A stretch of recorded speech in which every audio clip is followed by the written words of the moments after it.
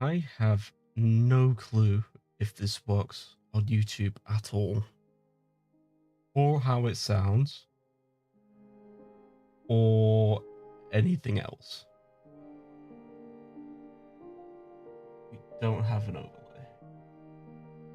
That's not looking good so far. One more, one more.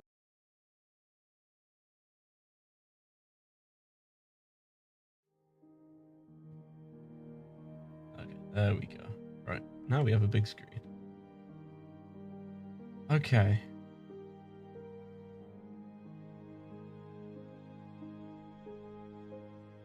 Going to be doing a bit of rigging on the TARDIS today.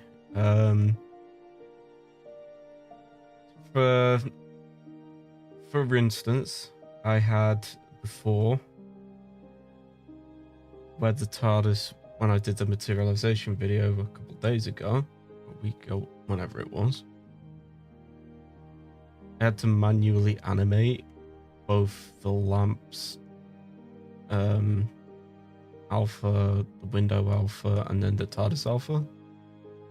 I'm kind of looking to make a simple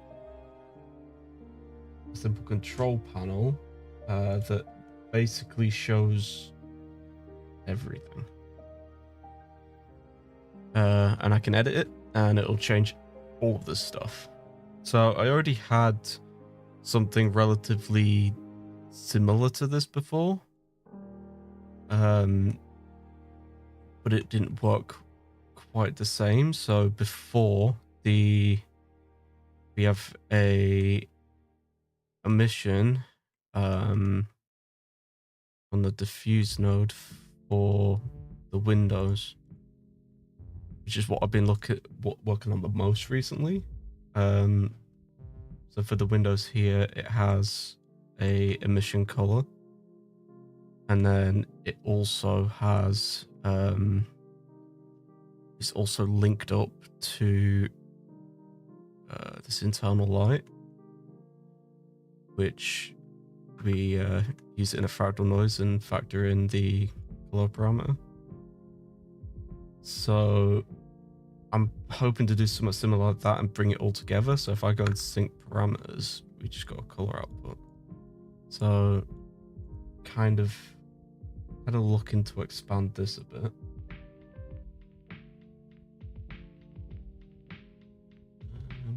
So I guess I do want to expand some of this stuff. So I'm going to have a value. I'm going to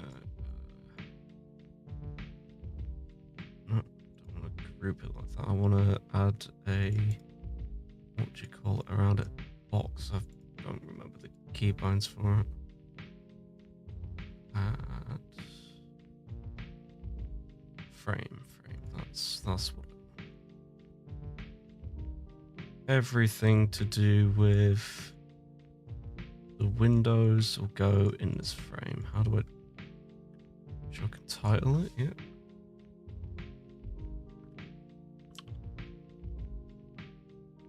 TD Windows.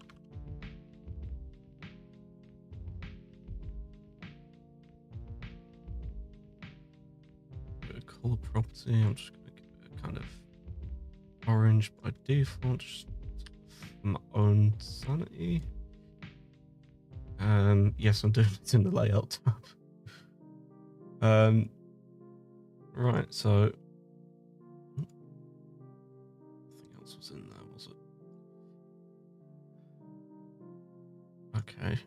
How do I now resize this? There we go. Okay. Alright. Sweet. So I'm gonna edit these properties from the group. So instead of that being color, can I rename it? Description.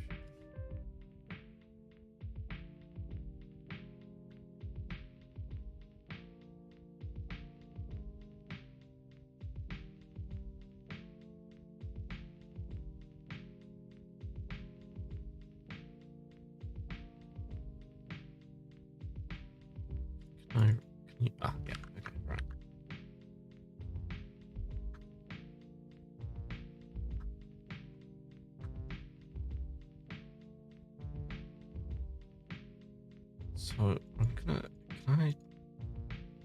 how can I take this out of the group? Exit group. Oh, no. Because that's kind of going to be the one for all of them.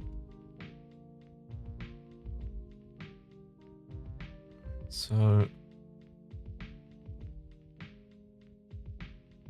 a new output. This one's going to be another color, which is going to be Windows emission internal.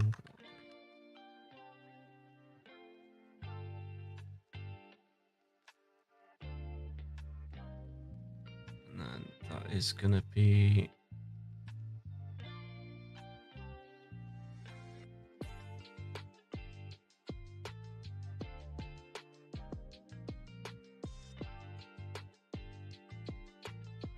that's what I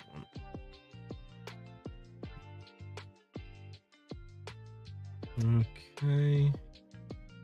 And then we are going to plug this in. So I'm going to just do this. Valued as emission strength.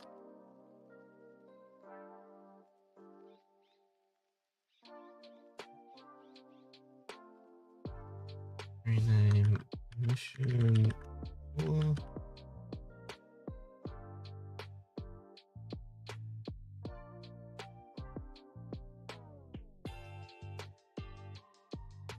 Integer. Oh, that's cool. I can set minimum, maximum values. That is actually really useful. Okay.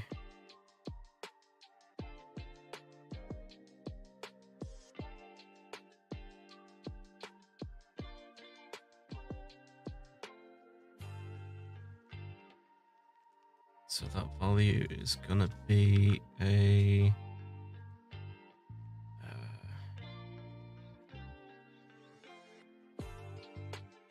mission strength.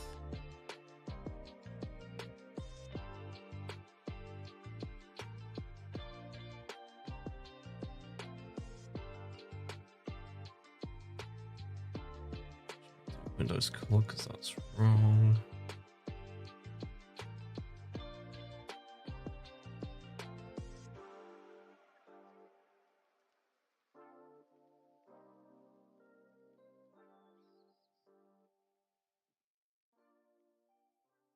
Apparently I can't even type today. Drink the...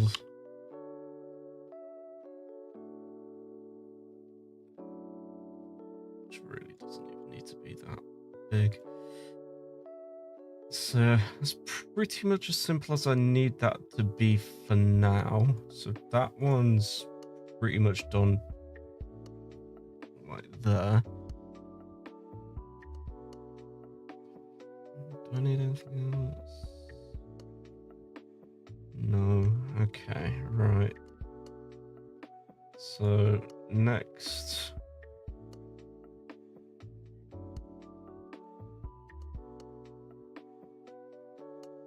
So I'm gonna do another frame with another group output. I'm gonna set this group up though, so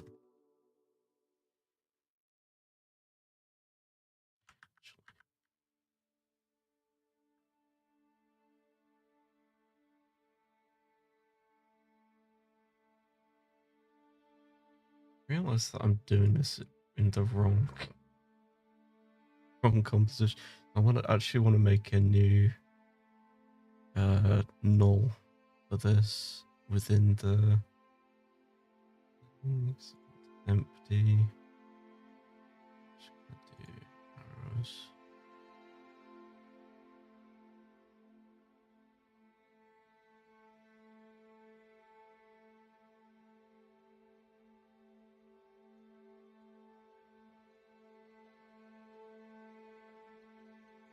Can I apply a shader now? I don't think so.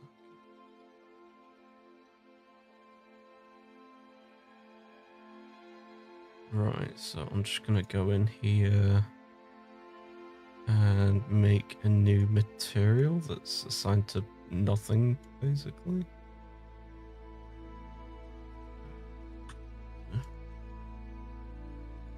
I paste it. Nice. So that group then needs to be group sync params. Okay, so that's good.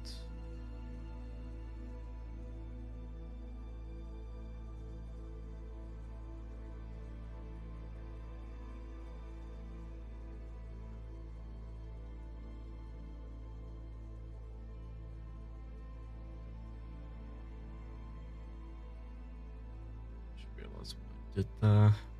We need a group imp.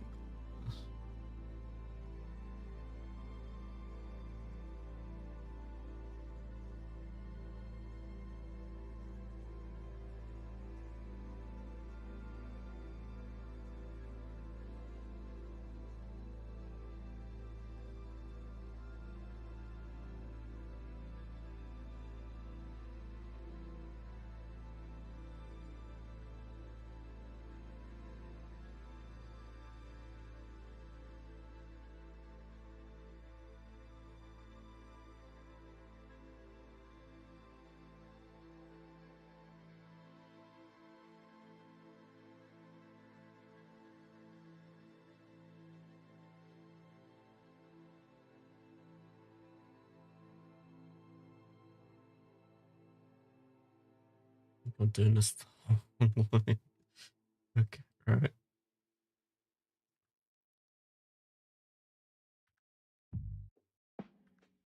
I've made the whole TARDIS white because I've messed this up bad. Okay, right. That needs to be deleted. I've messed this up because now I've made it white because I've done that and deleted everything. So I'm gonna delete that again. I'm gonna do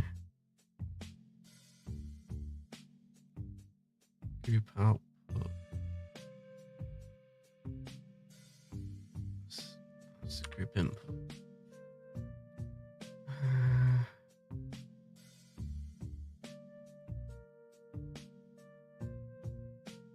It's a group output.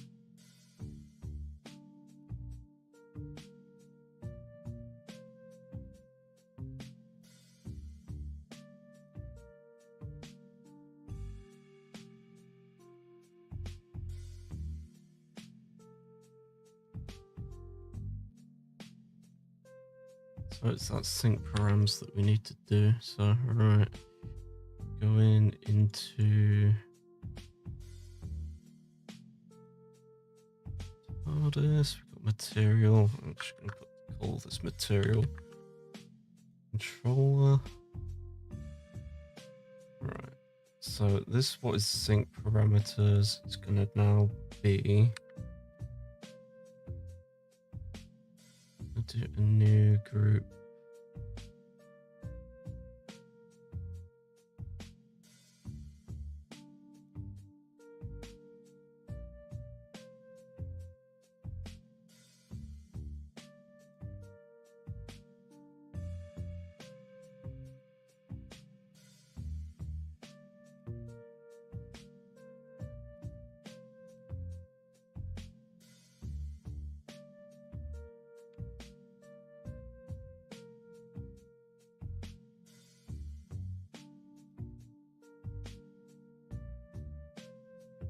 Right. I'm doing this so wrong. Output.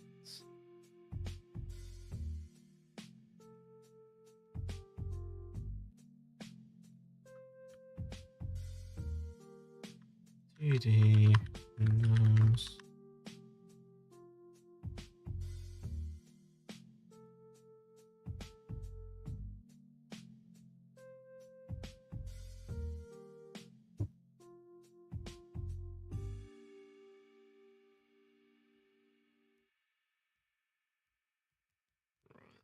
Let's just get the color working first.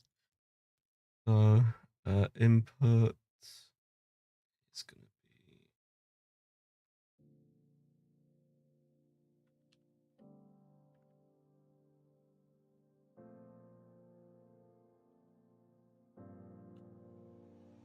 mission color.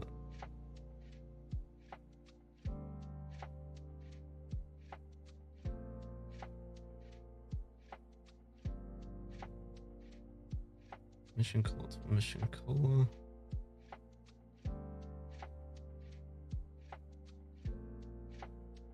Color.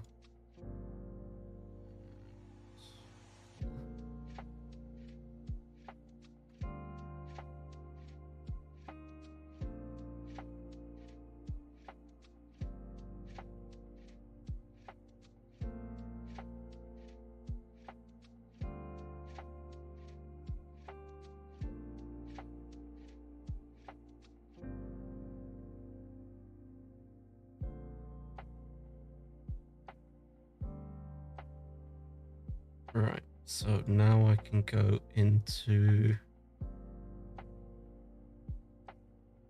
the internal light here, go into this, add a group TD windows, mission color into beta, and then that is currently black, but if I polarize it, there we go, okay, right. So what I'm gonna do is I'm just gonna set that back to black for now, because I'm gonna input that. Hopefully, if I do that, go back into here, and then this might affect it. No?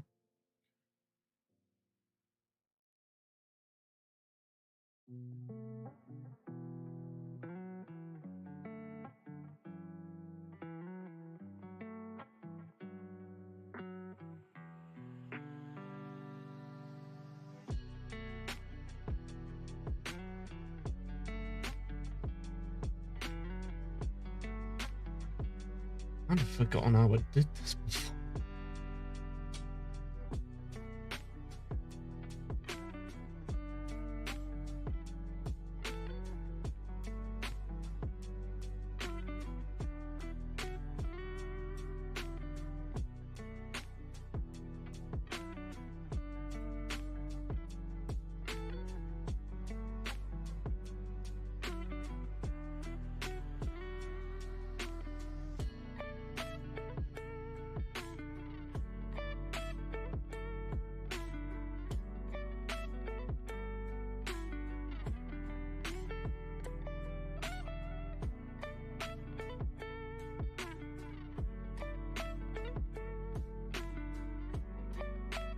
Right, so this is like the main. Okay, right. I'm thinking I've got it. This is very confusing to me right now.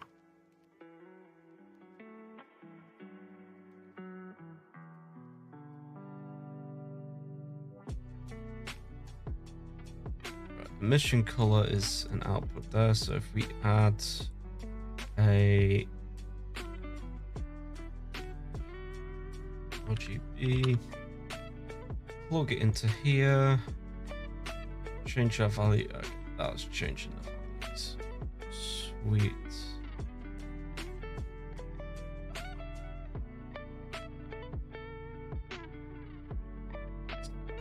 Difference to be made here.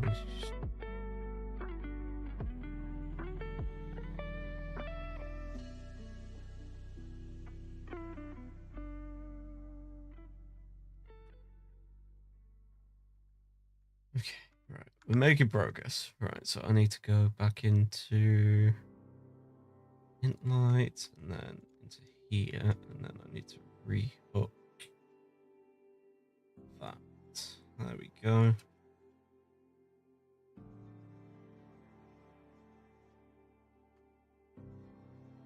All right, sweet. That's the mission color for the windows sorted. Let's rename this Windows color And I'm doing 2 of these because there's 2 different colors that I have to do at the same time here. So Windows color, and this one I'm just gonna do for in white, and then I'm gonna do basically gonna do that on another node here, another color node, and we're gonna do this Windows color.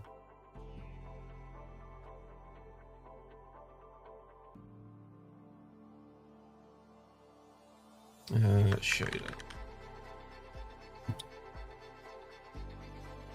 So then I'm going to do a new value. Do this, and I'm going to rename this. So emission strength. And then this one we're going to rename to emission color. Cool. That's going to pop into there.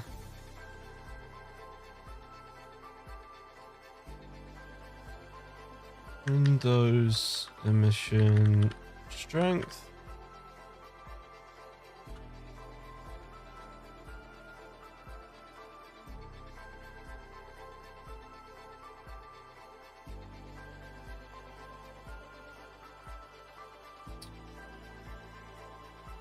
And then I am actually going to try another one, but I'm not going to hook this up today, but I'm going to add it. So I'm going to do a color ramp. And we're going to do color into this one. This is going to be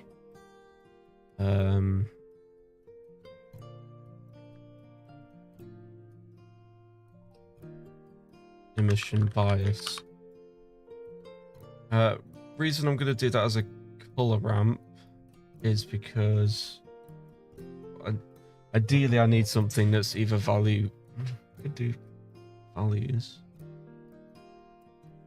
Probably works better as a value to be fair. Let's duplicate that. Rename it emission bias. Switch it from color to integer. Give it a minimum of 0 and a maximum of 1.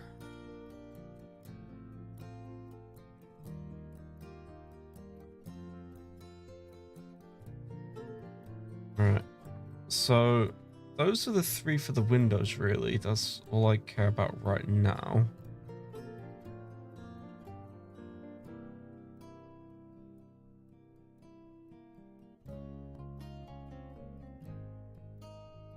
Integer, that's cool.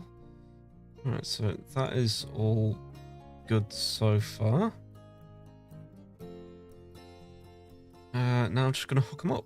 So we already did the actual windows here, but we need to go into our slot here. We do the actual windows thing here, and then we want that shader color to go in there. And then that emission strength to go in here. So that's going to actually be a bit funny right now. So what we have to do is I'm going to take the... I'm going to do a math node on this. I'll do power. Let's see what that does.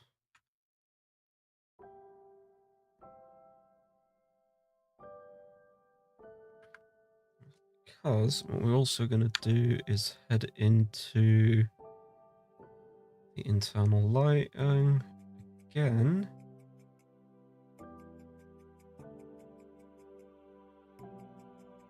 And then we're going to plug this into the emission strength. So we're going to add a group. This one, not that one. TD controls, and then emission strength into there.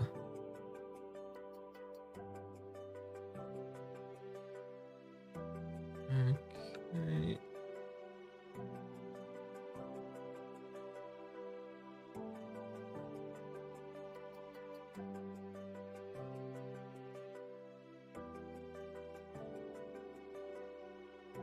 Actually need to do that the other way around, I think.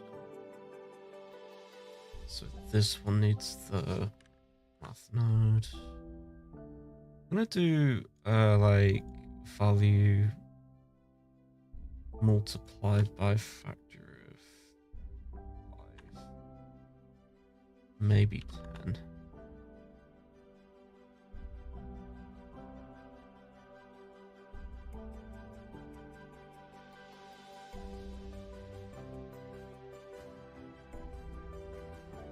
And then I'm gonna do in the actual material TARDIS here. I'm gonna do.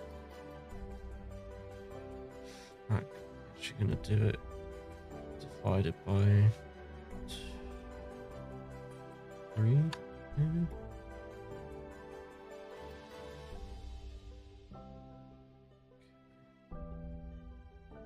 That definitely needs to be like about 100. Maybe even 200. Right, what should I actually do here? So that's a value of 100. And then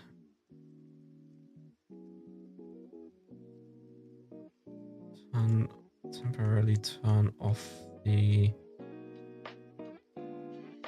emission strength here. So I'm just going to turn that completely off. So now it's just the internal lighting. There's no window-based lighting here.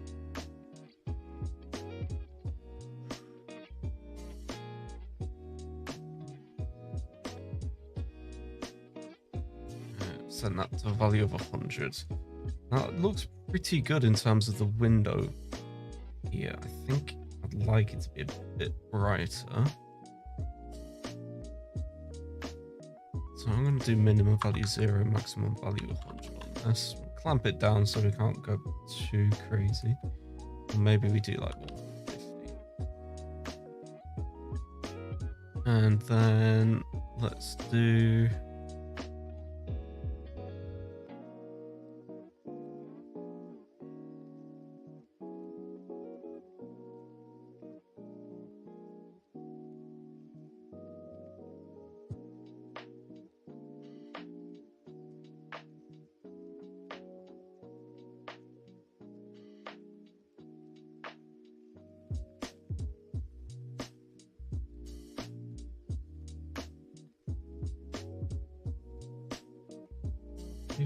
multiplied by 50.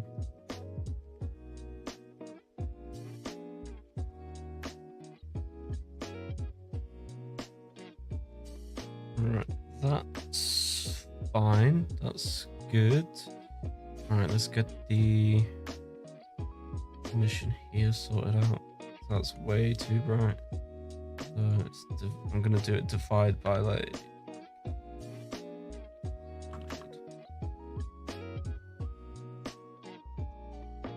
maybe 250.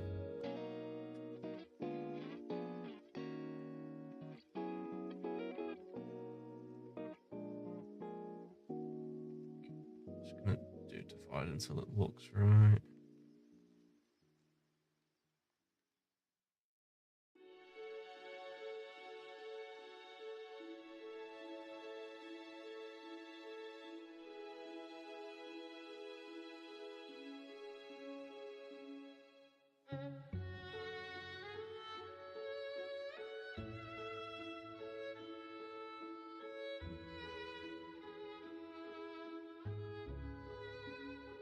How long did this thing take so far? For me, like, newish to Blender, took about, honestly, about a month to get this even to where it is now. I think it's looking pretty good right now, but yeah, it took about a month. And I've just been like, so far, just modeling and then just been working on the emission parts of it. So yeah, it's going well so far. Mainly been focusing on the windows and getting them to kind of look good. So, all right. do the bias later. That's hooked up. I'll deal with it later. Right. So next thing, going to deal with the lamp. Just gonna, I don't know what the keybinds for the layout. I'll pop all this in a frame.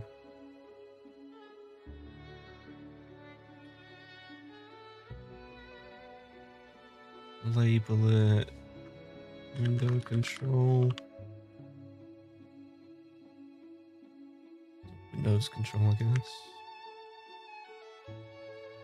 Cool. Right, next up, we're gonna do another RGB. Put that into there. That one's gonna be one color. And then we're gonna go back into what I'm gonna do actually. Use the bulb light. Grab the surround that. Right, cool.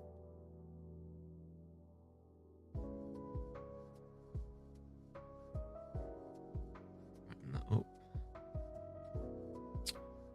Right, now I have no idea how to do this because bulbs don't have nodes. This is the next challenge. So I need this bulb light.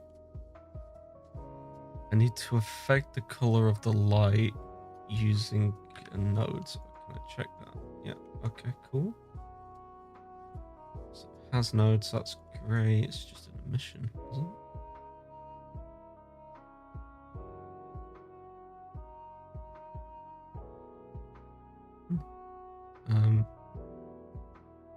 For some reason I don't think that's right.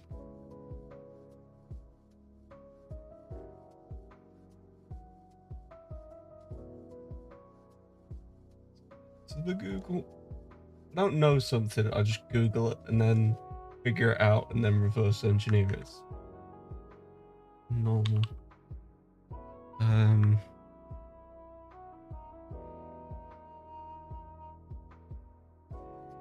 We're using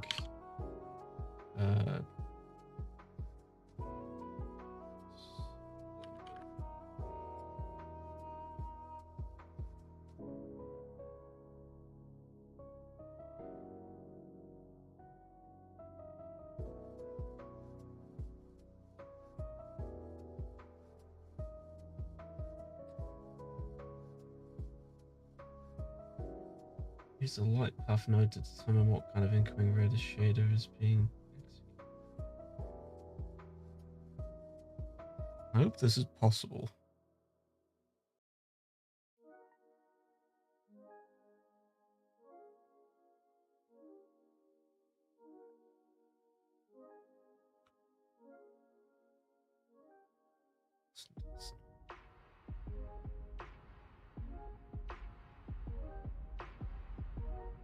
So if I create a new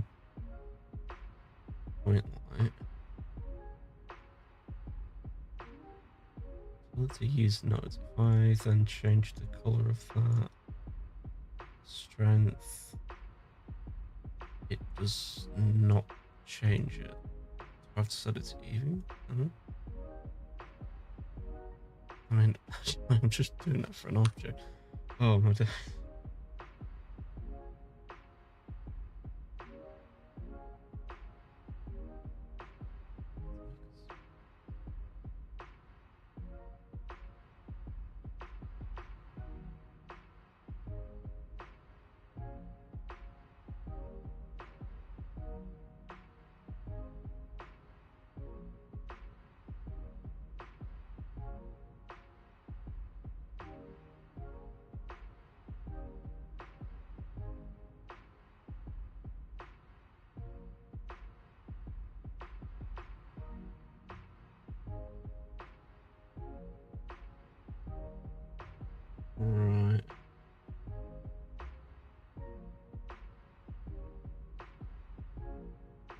want to add fake.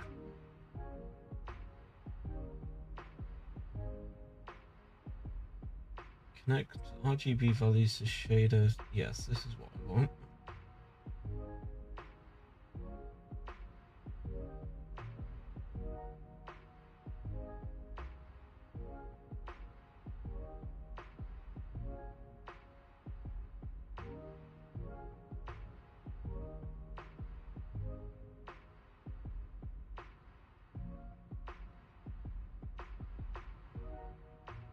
So apparently I need to go to the light, copy data path. No idea what about any of this. Though I do realize that I've just applied a shader to a light and that's not going to do anything. Okay.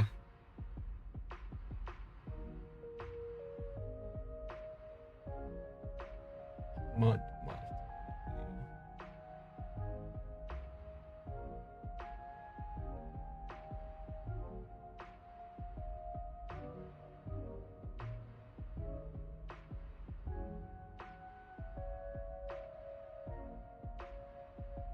I mean, technically, what would happen if I straight up just turned my bulb node off, the actual light off,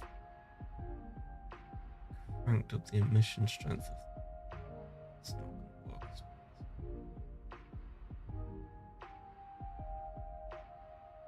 It's not even really emitting much.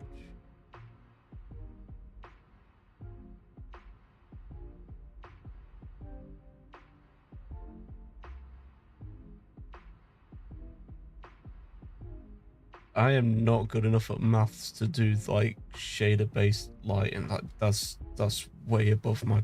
I wanted to do a nebula at one point, and I watched this thing on YouTube, and it looked fantastic. And I tried to copy it. I don't even. Yeah, no, it didn't go very well. Safe to say that I'm good with using just normal lights.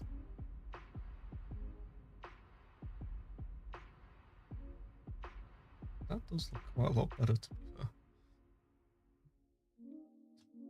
Emission on it, though.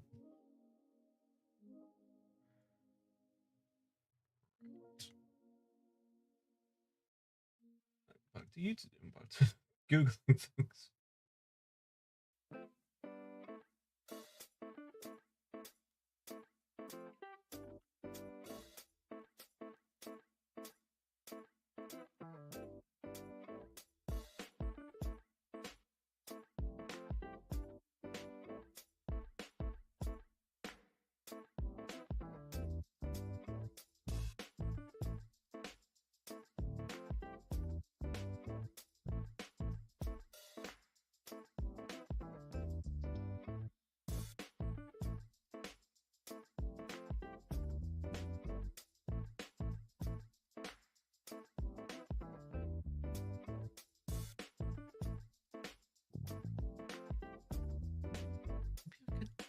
Sound like an object.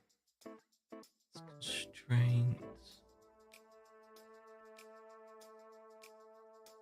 Oh, that's a speaker. What's it like?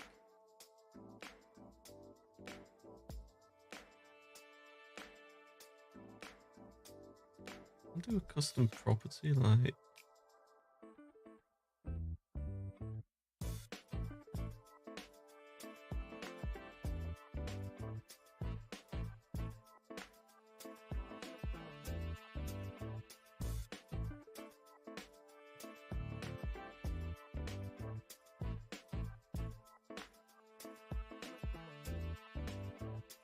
Thing is, I want to be able to do it all through this one menu. I mean, suppose the light's not that bad to change, but that sucks a little. I'm not gonna leave that there for now, and then I'm gonna do another value node. Just plug that in and get the rest of it going for now. So lamp.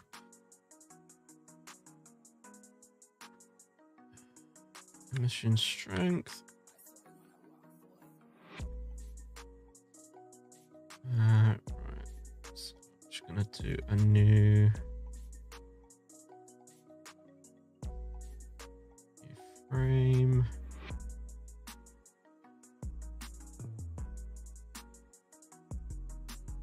Okay. Rename the frame.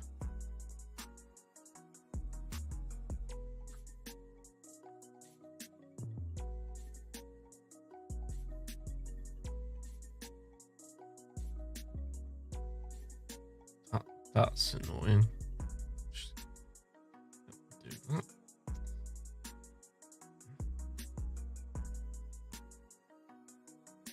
Kind of a neat freak when it comes to all this stuff. I don't like everything to be kind of normalized there. Right. What else do I need? I can control the public call box color as well. That's going to take some input to do as well. So I just control paste that. Oh, I thought I could paste. Okay, right.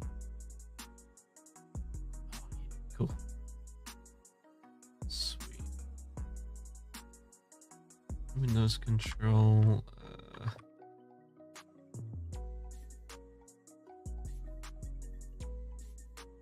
Call control. Pop that in. Really want this to be a really nice, easy process. Good. Color.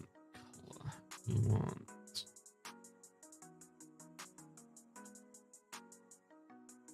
public call.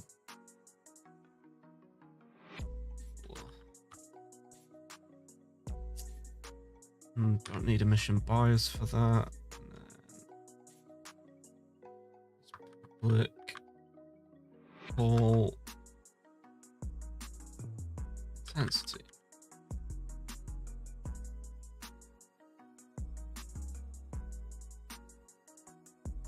Let's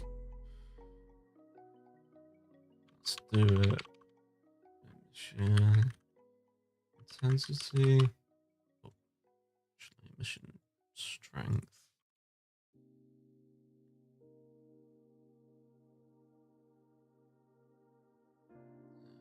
Integer. 0 to 50 again. Okay. Let's get that hooked up. So we're just gonna head into this public call. Okay, right. So we're gonna have to basically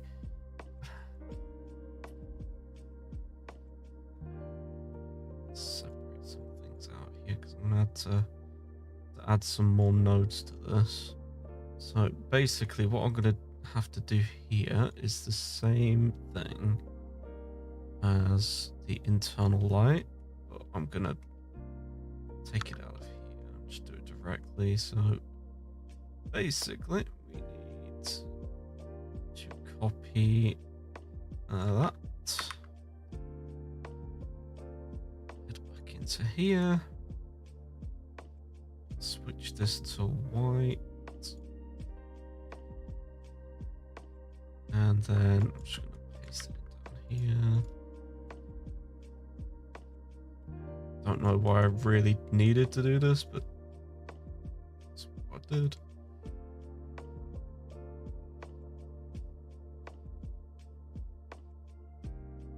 And then we're going to do public color here.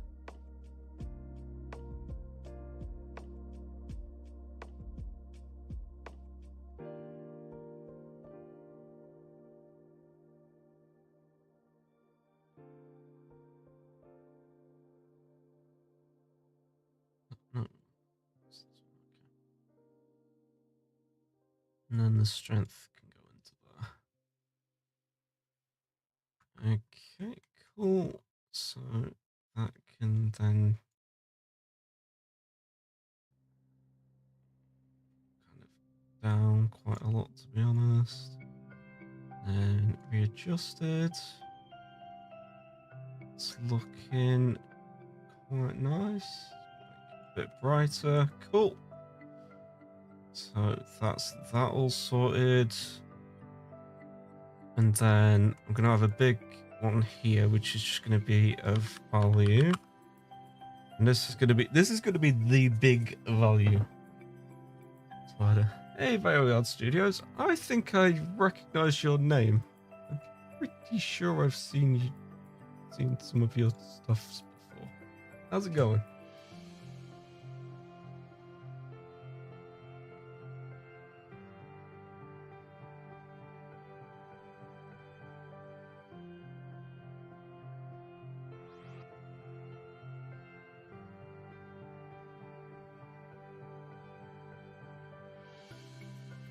Yeah, I definitely have seen some of your stuff. I was like, that name seems a little bit familiar. How's it going?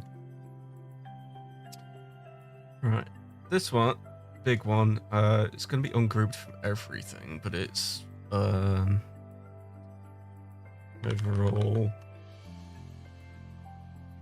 opacity.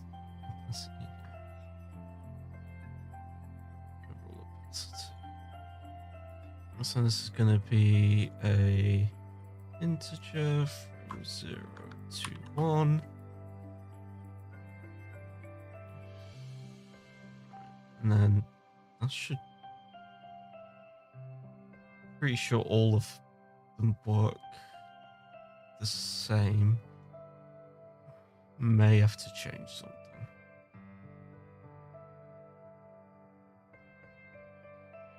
And then I'm actually going to add another one as well.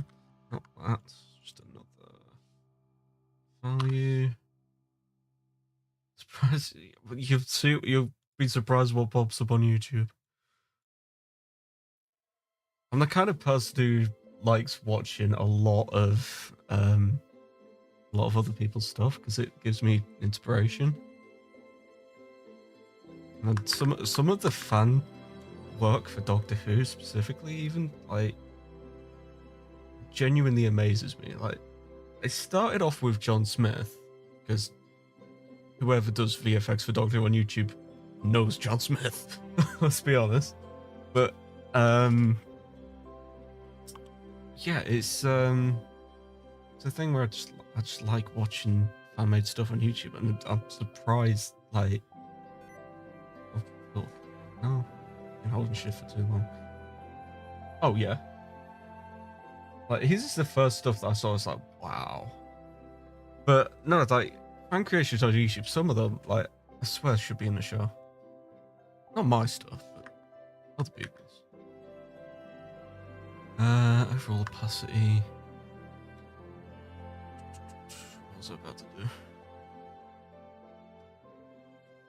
Load strength, actually. Oh.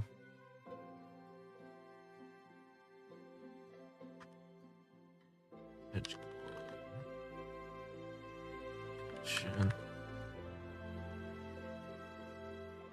Okay, right. Let's get these all plugged in. So TARDIS diffuse. We are going to get TARDIS control. And we are going to plug overall opacity into the alpha channel. And that means if I put this to 0, yeah. It's cool, that's working. And then we do the rest of it. So I'm just going to do Windows, overall opacity into alpha.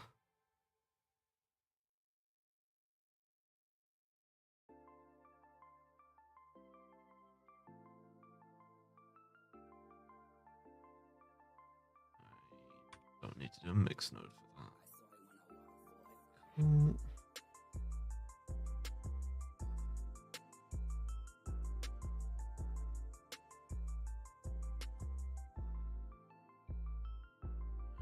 And then we need to get to bubble.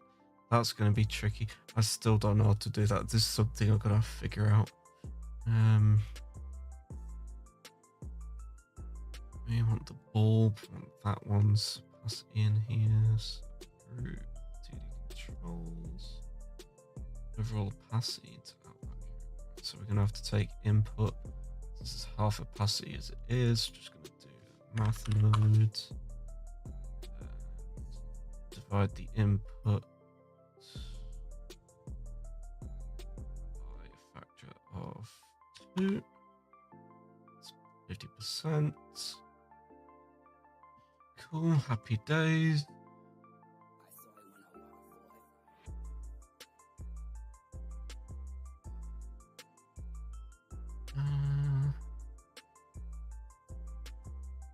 In your V2 materialization, closer than a. Yeah, man. I literally just did a new one.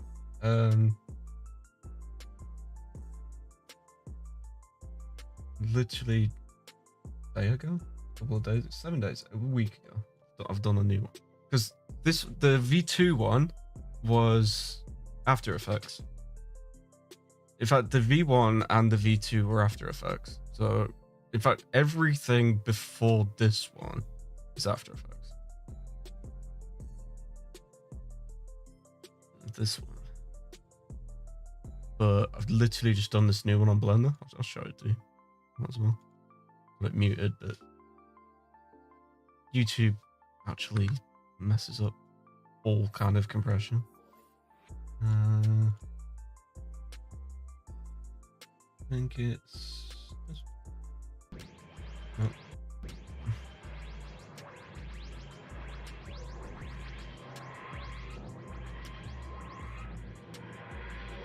Got a new one.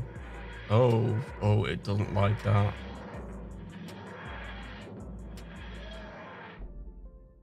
Okay. Struggle loading that. It's struggling to load it. It is a 1.8 gigabyte file, in fairness. Let's do this one. I think it's a bit too much for my CPU. It's doing the stream as well and Blender at the same time, so.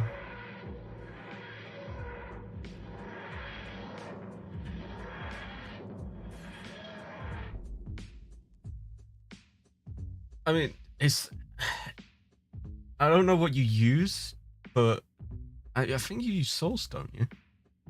If I remember right. Source Engine?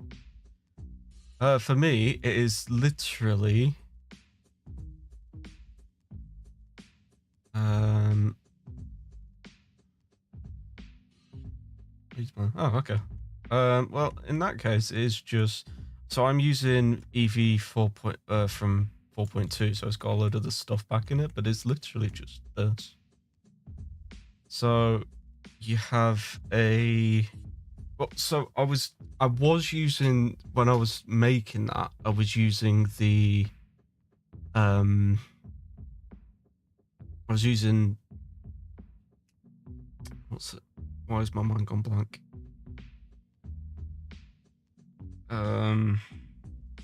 Ambient occlusion.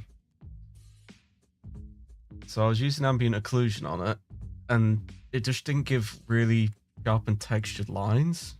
So I was like, no, I'm good. I'll just stop using it. I'll pop that on. Can't turn the strength up that much, but I'll turn that fully on.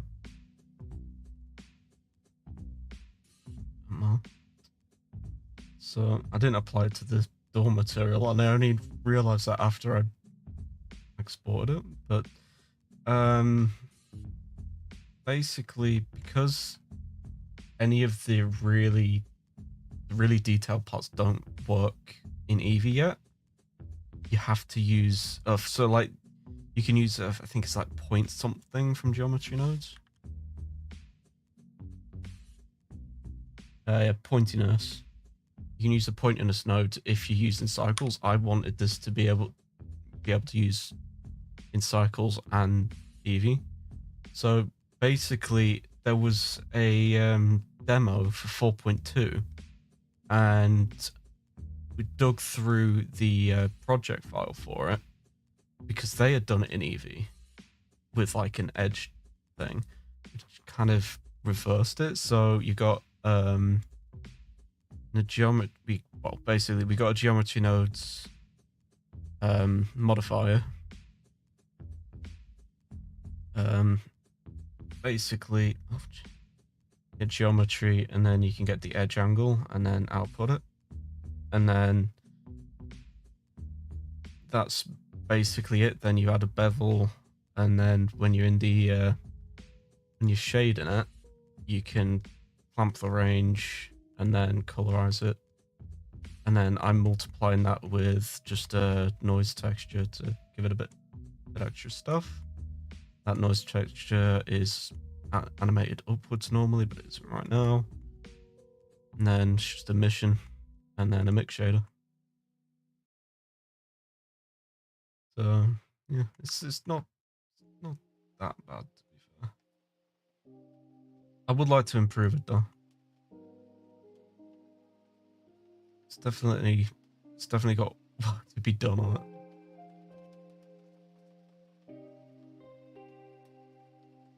What have I done with my window textures?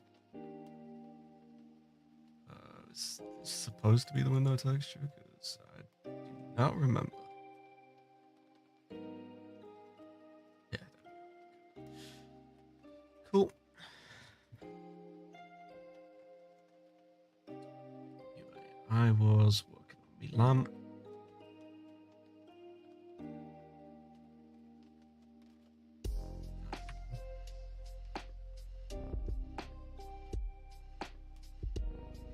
That's clever. So I'll put it this way. Everything I'm doing on Blender is the same way that I did everything on After Effects. I'm kind of just winging it. If I don't understand something and know how to do it, I'll literally YouTube it or Google it, find a tutorial for something around that, and then figure out how it works. And then when something else comes along, I'll just be like, oh yeah, that's how I'll do it. I didn't learn this in school or anything. It's just something I want to do. So it's nice to just do it.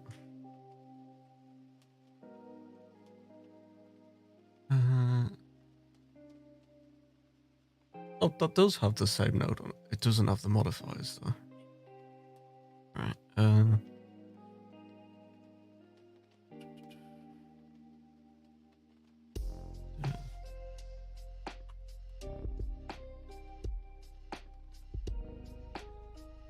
Level modifier, then I can add in geometry nodes. Stored attribute. Now that one has the same thing. Okay, right.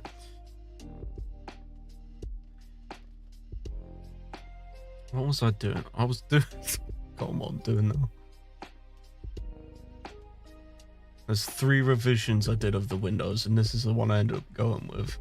I've been working on these for ages now. This is like the longest thing I've been working on, because I really wanted a nice clean look, because the modern show has the kind of corrugated texture on the windows, so the corrugated plastic thing. I wanted to recreate it, so I made my own map. Managed to get the outside looking good, but the insides, it's not quite there yet. It looks pretty good from afar, but as soon as you get close up, it details in, and then I'll lose a load of the diffusion. It works really, really well in cycles, but I'm determined to have it look good in Eevee. But I wanted it to have like 3 like internal geometry. I wanted to like see the windows, like the light warp when the TARDIS moves around and stuff. Like, I just didn't like the flat windows. Even though I can shader them, it just, having this light actually be inside the TARDIS and the window texture be relatively plain, but it has full transmission on it. I think it just looks so good to have that texture, that lighting, the specular. Looks, and then like, I've done a lot of specular stuff. I've just improved the specular maps as well, because before they were inverted and the normal map was causing some. It was basically like causing the center to be invisible, but managed to tweak the normals. I think you can probably see it in the video here. Yeah, you see it there that like the middle's just hot, like not lighting or not roughness, and same there. Couldn't figure out what it was for so long. Just a bump map.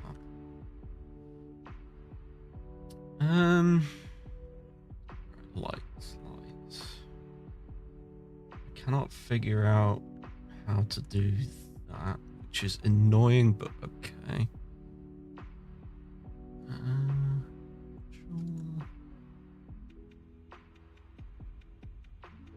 Figured it out, yeah, eventually. I was plugging. Oh, I was plugging in all of the opacity. Okay, so we need to. Did I plug in the bulb? I plugged in the bulb. Cool. Did I plug in the shell? I didn't. Okay. So, like, the idea for me for this. Oh, yeah. This is awesome.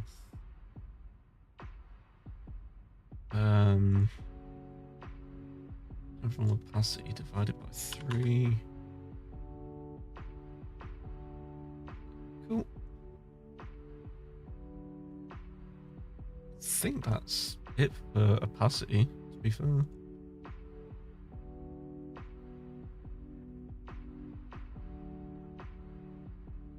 I'll take unplugged. Okay, that won't be too long. I'll see you later. Alright, take care. Good to see you, and thanks for popping in. Appreciate it.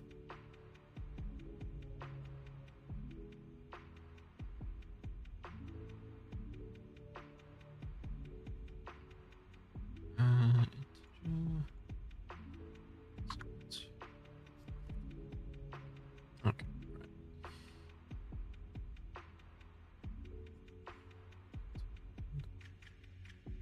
Oh, okay, yeah, no, that makes sense. I need to do that now as well. Please put call. Let's see. Cool.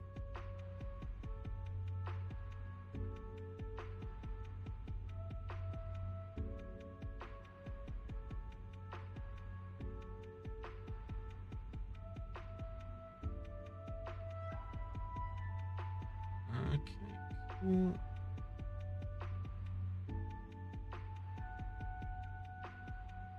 That is looking good. Now we got the POC, as I like to call it. So the POC here. Let's have a look.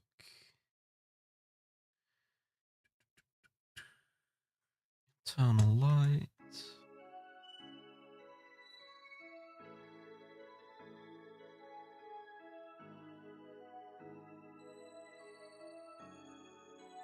Right, this is going to be math.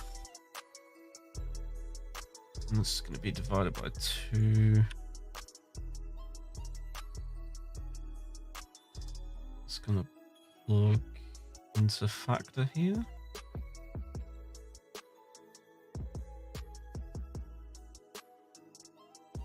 Or is it multiplied?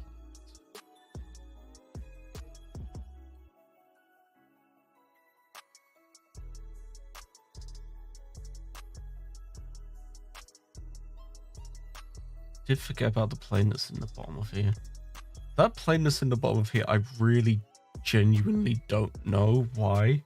But if I turn off that plane or get rid of it, all of the IOR values in the shaders just stop. No.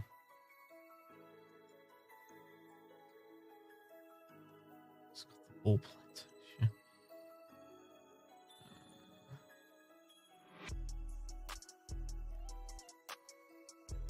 Yeah, this can be the controller shader. I'm just going to shove it in there because it doesn't need one. So I'm going to do just BS, not that. Add a principal STF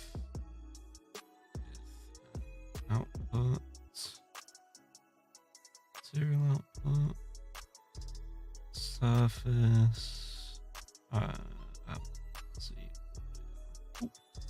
Hopefully that skirts around that issue. Right, edge glow emission. That's going to be a tricky one. Because I want the edge glow, but I also don't want it to mess with the normal shader.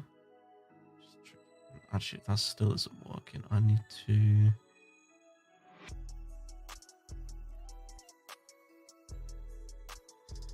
Let's get back into the internal light.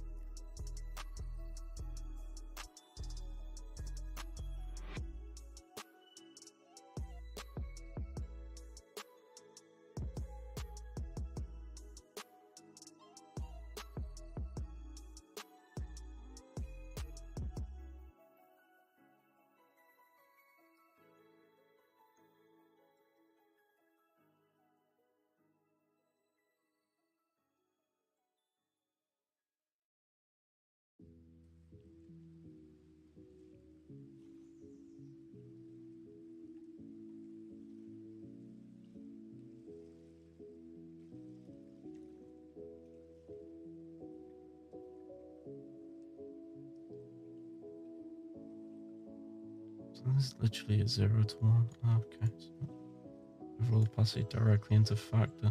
Why is that not doing what it should be doing?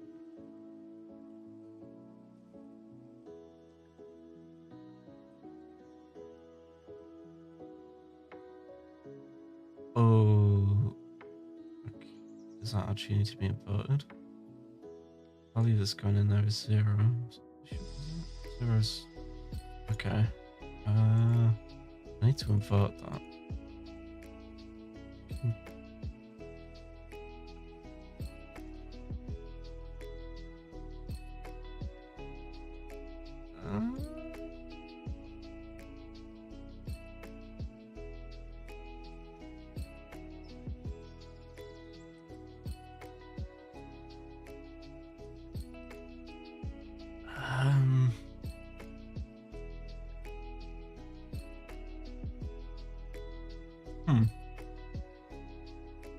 I have to invert it.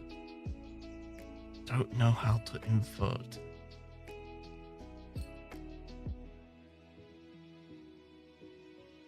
Let me do a map. Map range can I do this? Yeah, so that should allow me to invert it, no? I put overall opacity in there into the value and then that into here. And say from 1 to 0.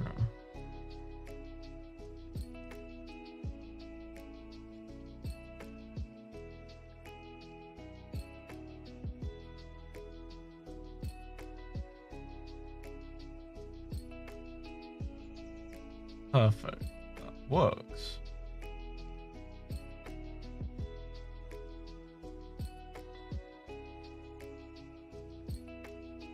That is all one seamless transition there. I like it. I like it. That's going to make things so much easier animating the TARDIS there.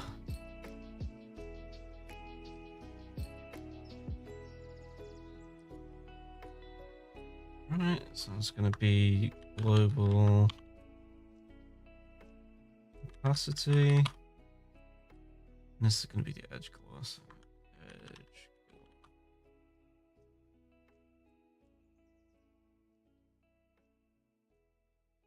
And then I'm going to do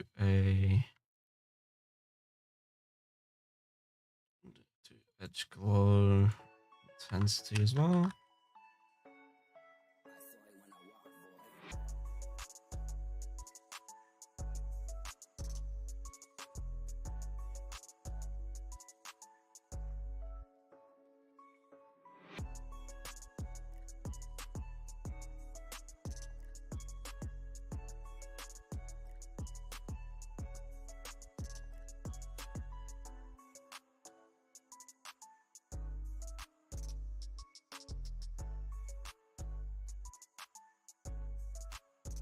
I like how I can like clamp the values in here because that makes it way easier.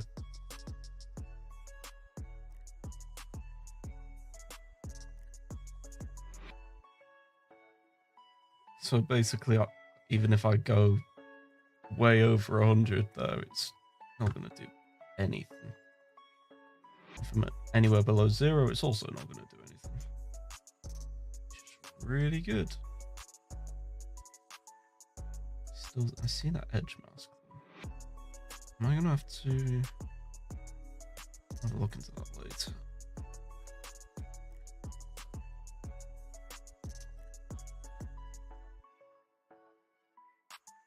Oh, that's strange.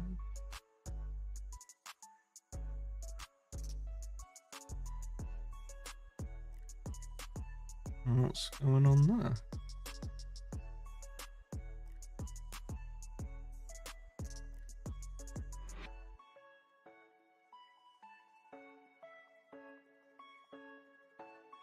I unplug this. Does that solve itself? Yes, it does.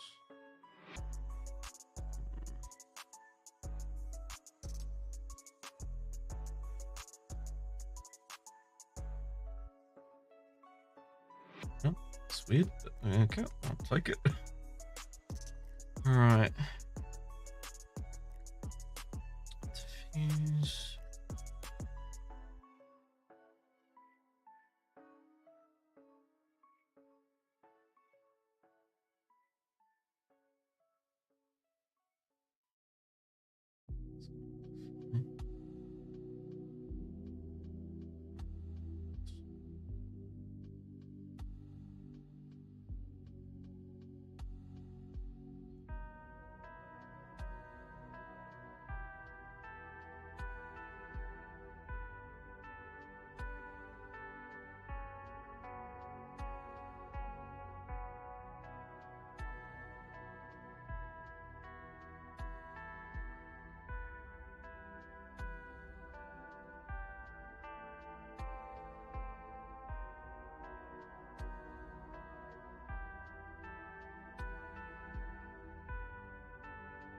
Alright, that is a permanent fixture that can be accessed now. So that's cool. Let's do them.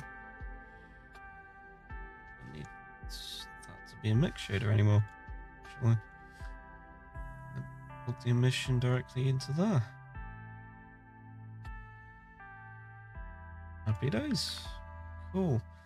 And I might as well just use this one.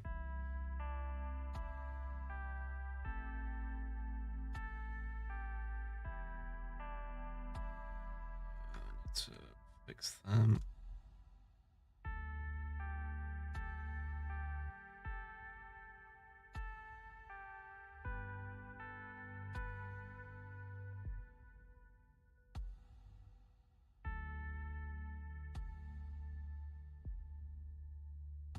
Strength. Cool. RGB.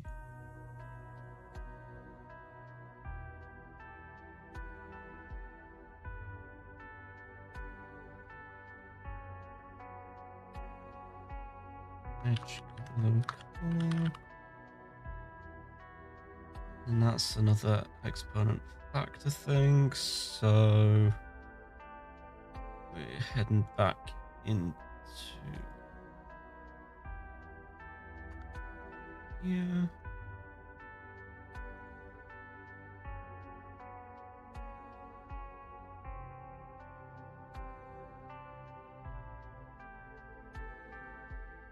So that's why we're going to do a mix.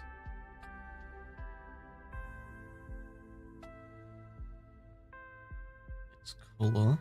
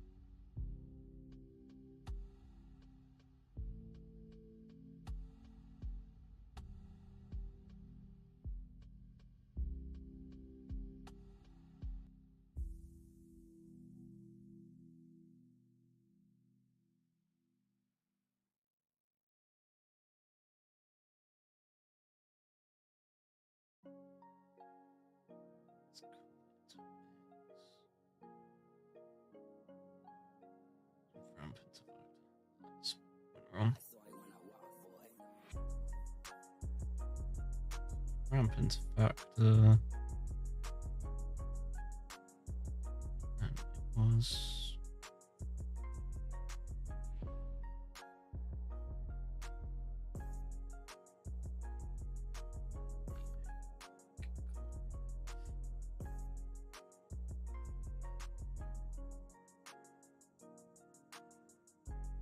There he goes. Dark.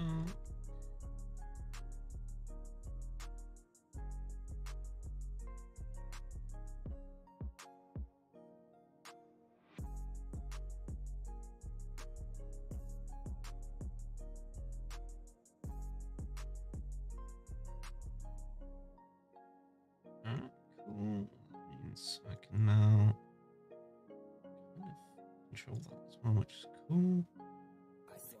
Same kind of blue as I used before. Turn down that intensity.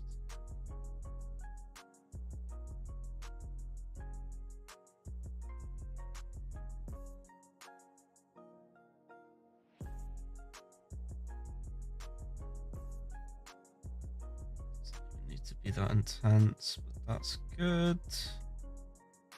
Alright, set that to 0.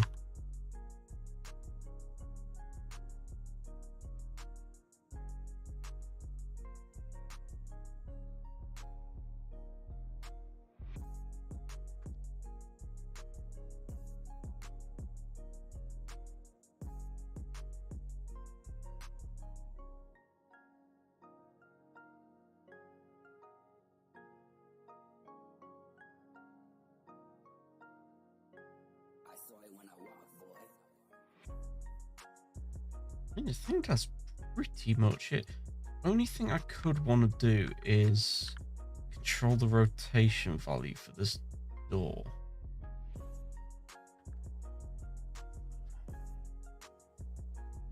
Can I do that? Feels like another thing that's really not that possible to do.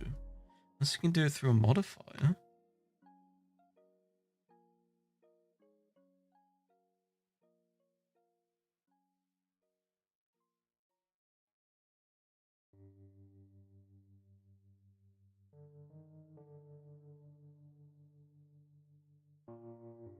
Transfer, what's that?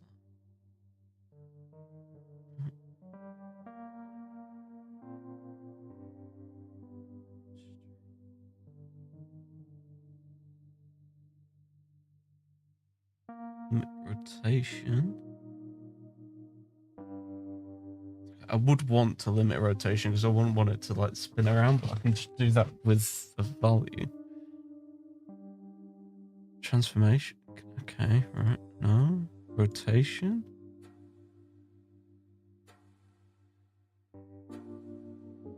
Z transform.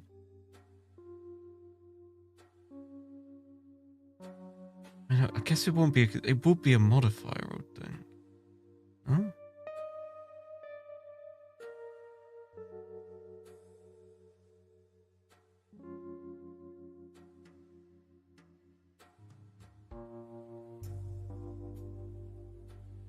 Could we do it through geometry nodes?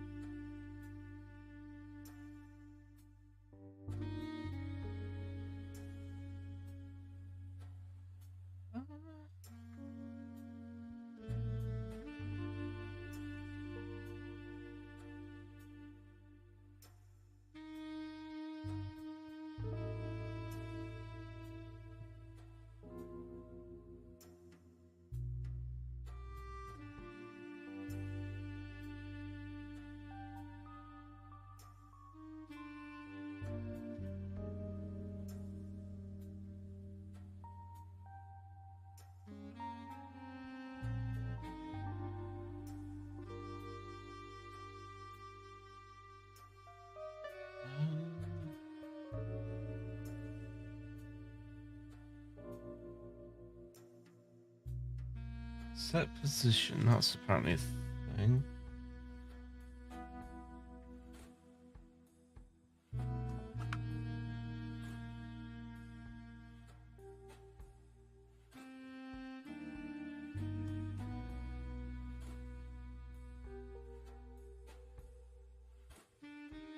Oh, vector rotate. That's what I want.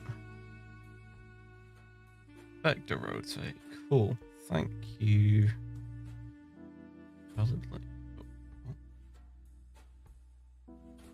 Oh, that needs to go into set position. Okay.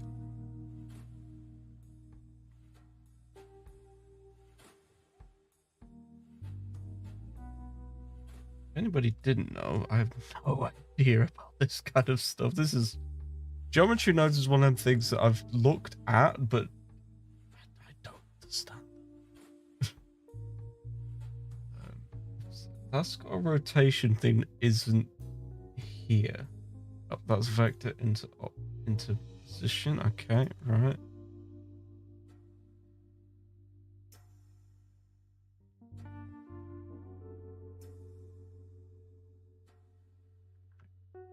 Where's the door go? Where did the door go? What's happened to my door?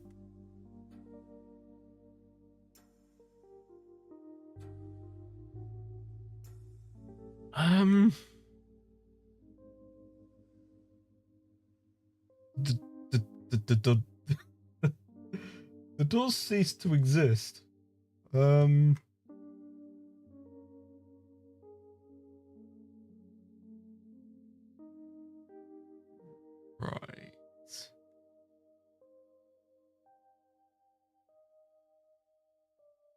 It's I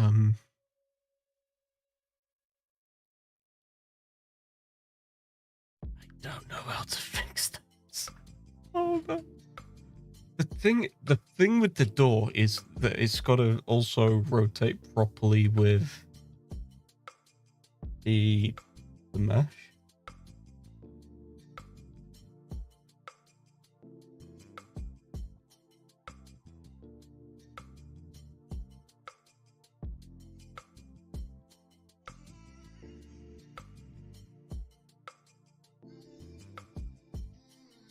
Oh, okay. Okay, the vector rotate needs some extra stuff, I see. Okay. Makes sense. Makes sense. Position. Right. It needs object info. And it needs its rotation at the current time. That also makes sense. So center is there.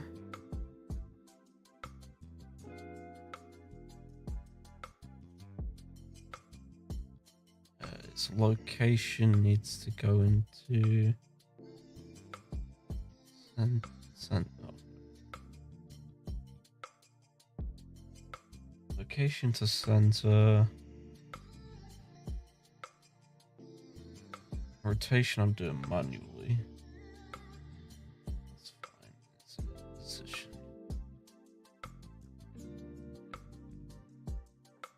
Hey, there. Oh. Hold up.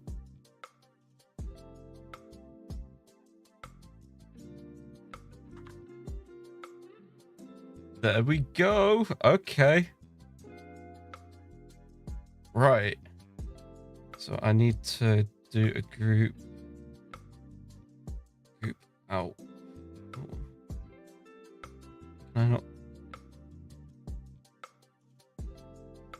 Okay.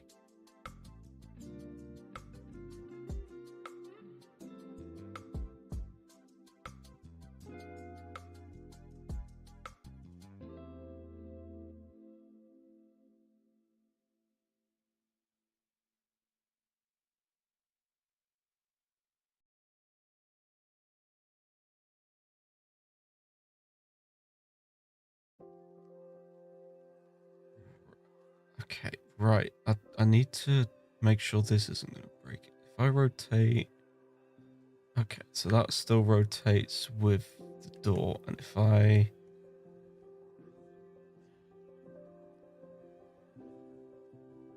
if I go back in here, that's still rotating the correct way. Okay. Needed to confirm that. Did anything else? Okay, door rotation. That's pretty much sorted. I just need to sort out the group for it. So, door rot. That is not a geometry input, it is a integer. Well, the output is also integer.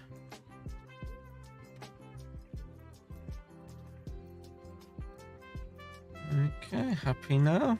Cool. The max is going to be 90 or whatever whatever 90 is going to be. So let's head back into our layout here.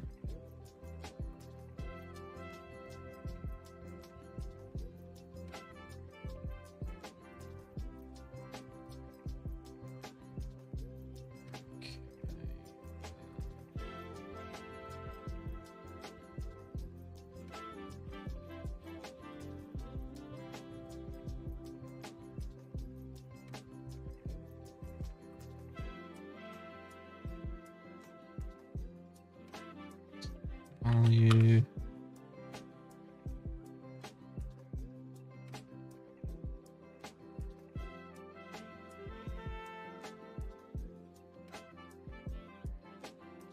Door rotation.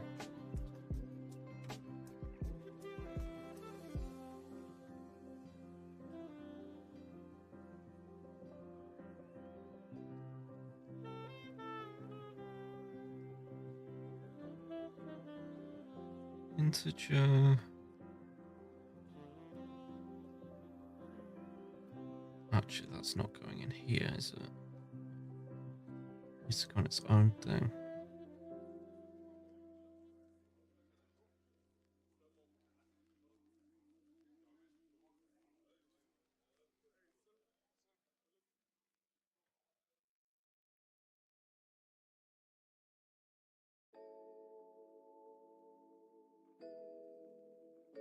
How to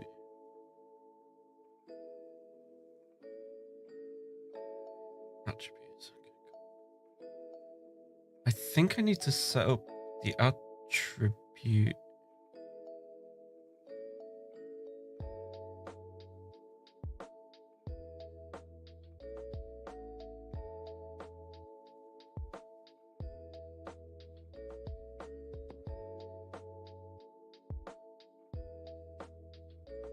Why is that suddenly an invalid link?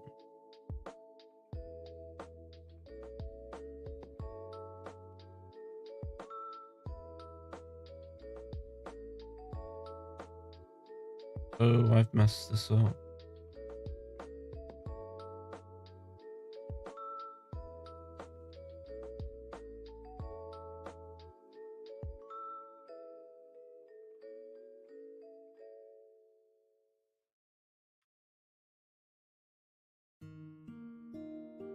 There we go. Right, so that's how we do it. Cool. And then I need to go into layout.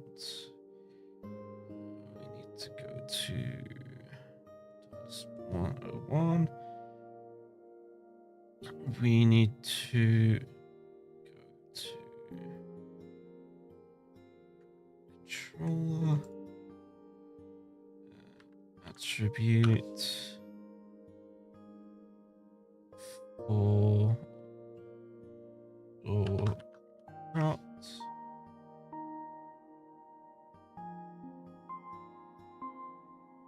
And I believe it's a factor that we need.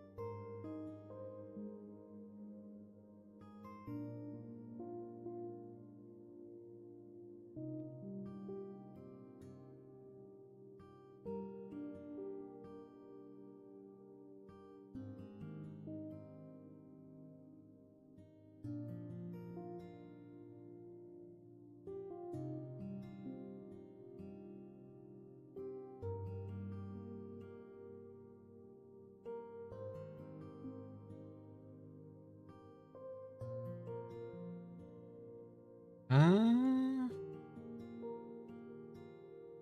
once again, relatively confused.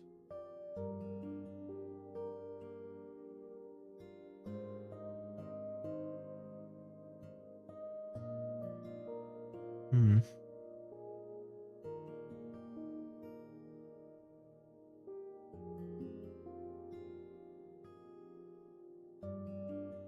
Uh,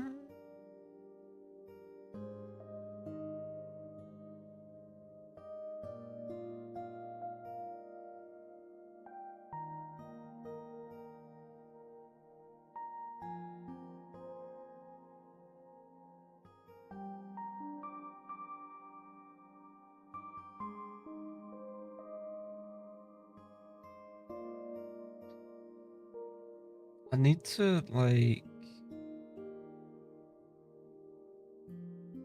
I need to get this angle input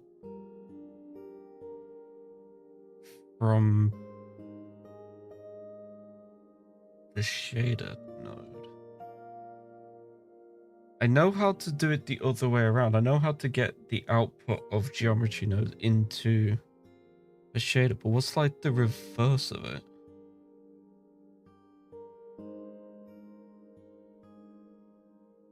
Because that's how we get the attribute from here, but I need to like input the attribute.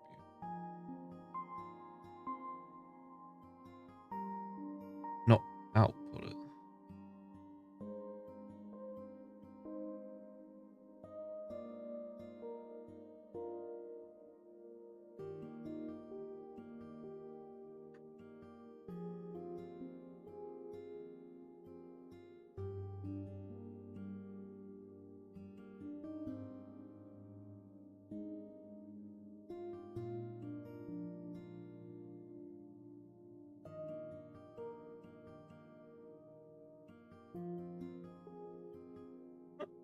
To Google and stuff, I guess.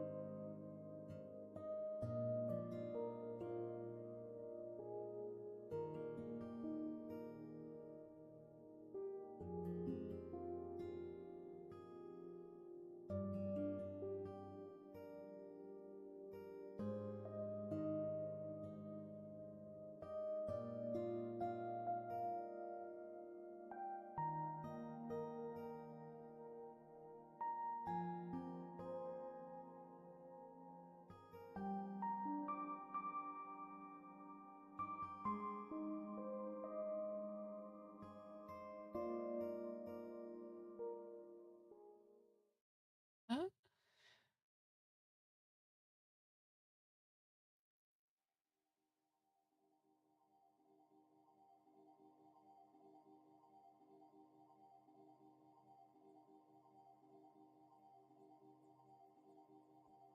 Because we can't like.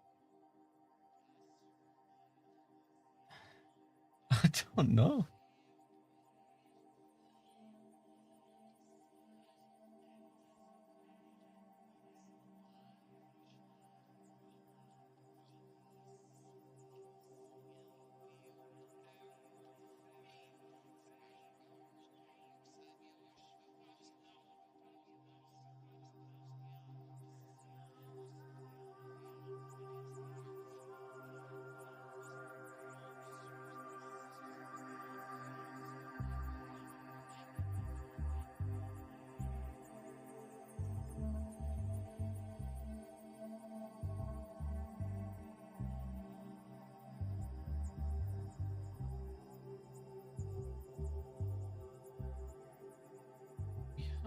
this?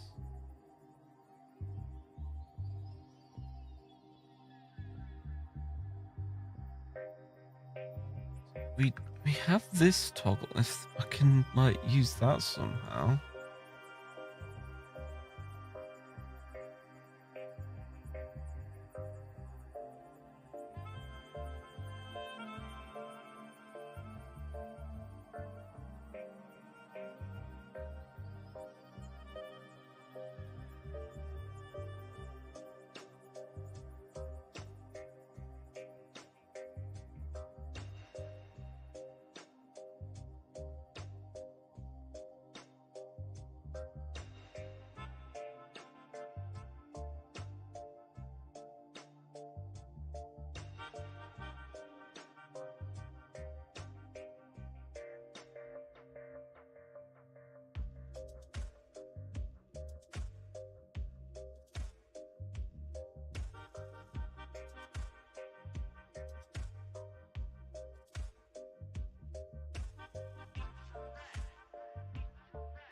Yeah, not the biggest deal in the world.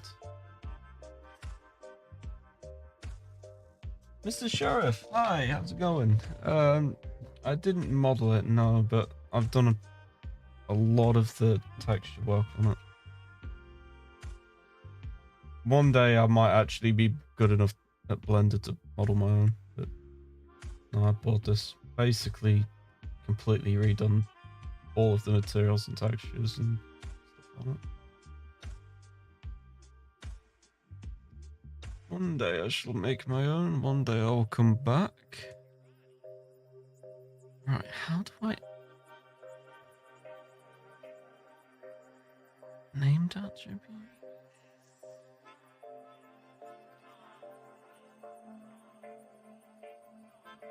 Might be. I don't remember where I bought it from. I bought it from like Shutterstock or something. Not Shutterstock. It was like Turbo Squid or something. It was quite a while ago.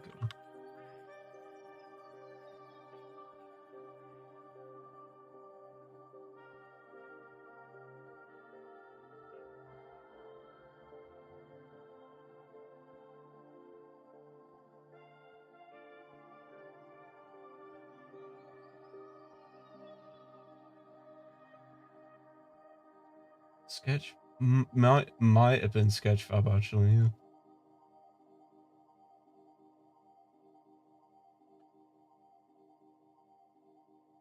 Honestly, don't remember. Let's see. Purchases. Yes, it is. What? Let's see. 2020 TARDIS. Yeah, some sort of bloke. Mm-hmm.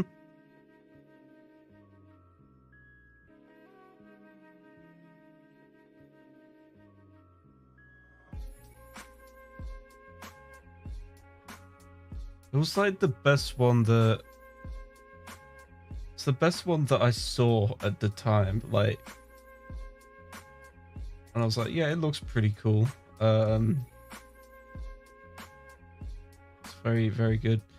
And yeah, as I said, I've just basically retextured it. Rematerialized it. Well, rematerialized it. I've materialized it inside my Blender.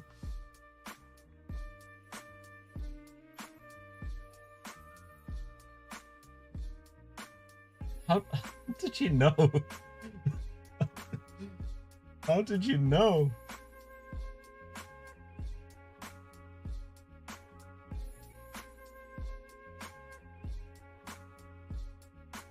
Nah, yeah. Anyway, how's it going?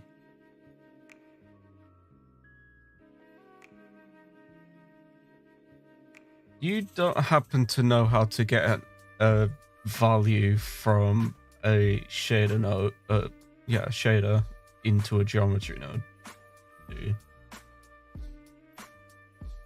Yeah. So I got this geometry input, and I want to make the angle, but I'm trying to make like this controller node that I could just, I can literally control pretty much everything with. cannot for the life of me figure out how to put that input. That's really dumb. Yeah. No, honestly, okay, so I used Blender in 2016 last, before I started doing this. When I last used Blender, Eevee didn't exist, and I completely forgot everything, and all of the menus have changed. And then there's geometry nodes. Geometry nodes is fantastic, but I don't have a clue what I'm doing with them. I have to basically Google everything.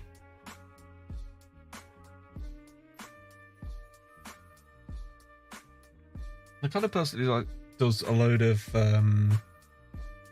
kind of test runs and like just watches tutorials and then reverse engineers them, figure out what each part's doing, and then kind of learn from there. Genuinely don't. Okay, can I get?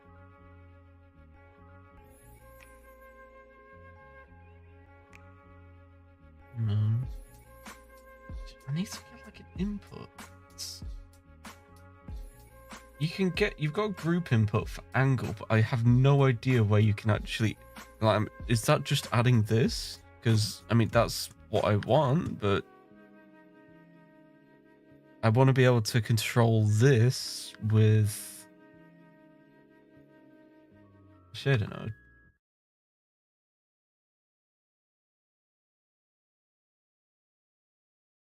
Play around with it, but not too much.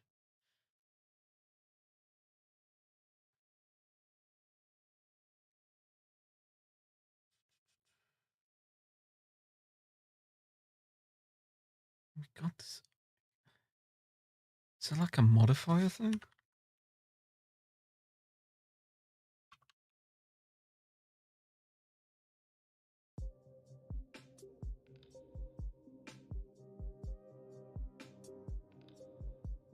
Open the DW Blender project, been working on the past couple of weeks. Up on my stream in the background, never work on my project. Fair enough, fair enough. What you been doing?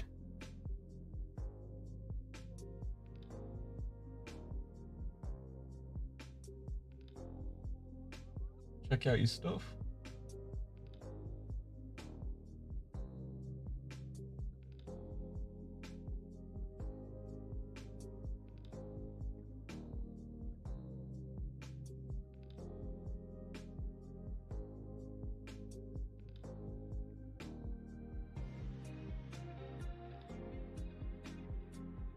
How do we... Animating dialogues mainly. Animating a scene from a classic story. Chase. Honestly, as much as I like to call myself a Whovian, I haven't done classic Who. It's not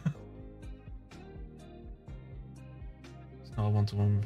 Yeah, that's fair. I mean, it's really good to have like teams and stuff bring the like missing episodes back, because having the complete story of Doctor Who would be pretty major at this point. And to be honest, I'd rather see the stuff that's already happened in the past a little bit more than I'd like to see what's going on now. Sad to say, but must be said. Alright. Let's get Google in, find out if I can change that.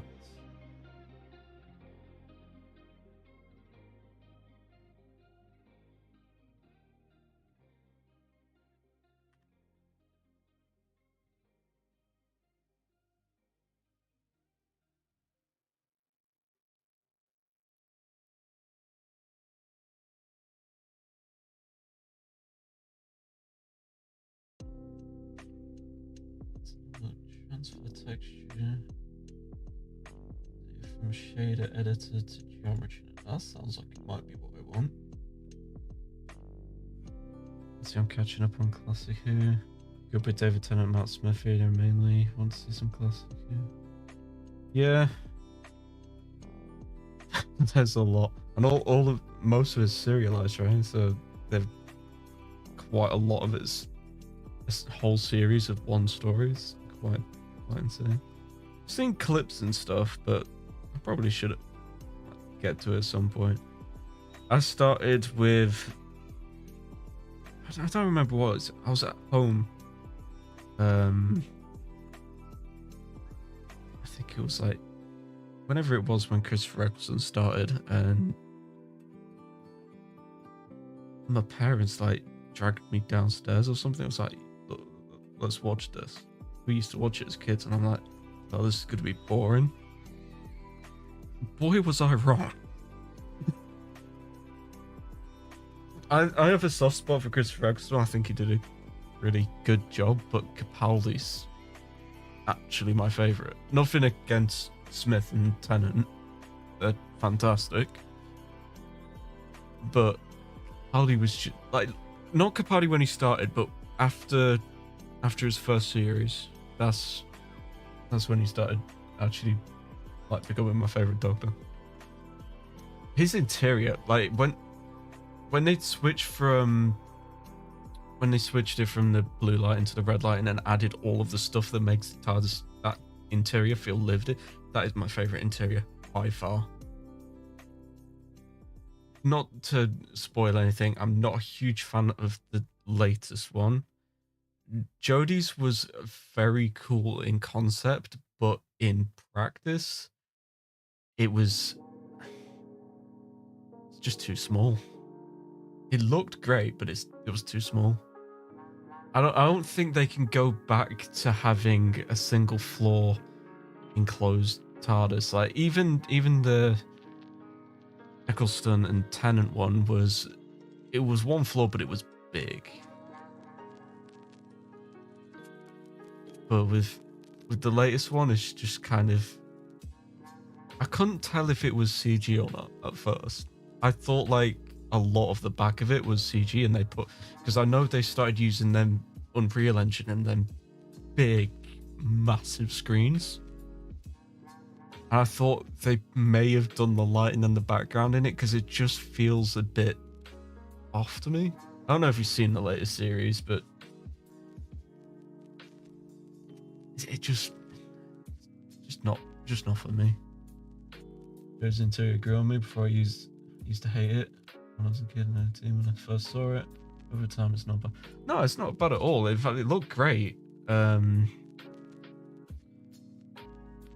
I'm not the kind of person that likes RGB vomit, but when they did that closer towards the end of the season, where the TARDIS was kind of like breaking, was a bit weird.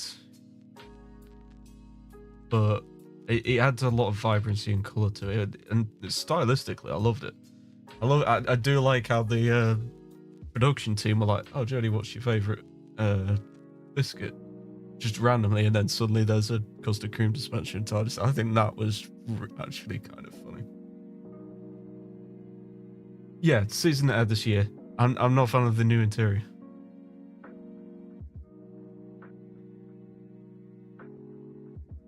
I understand that some people still might not have seen it, so I don't want to spoil it. But yeah, and I'm not huge on the new interior.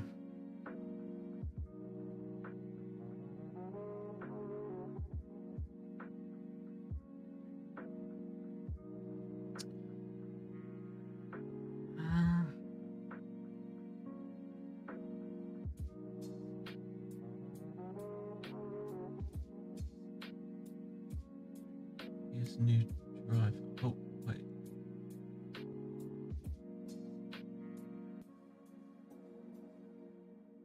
Right, apparently if I...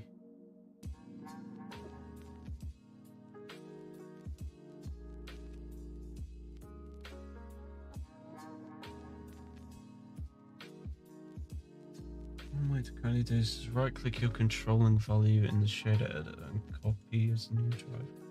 I don't have copy as new drive.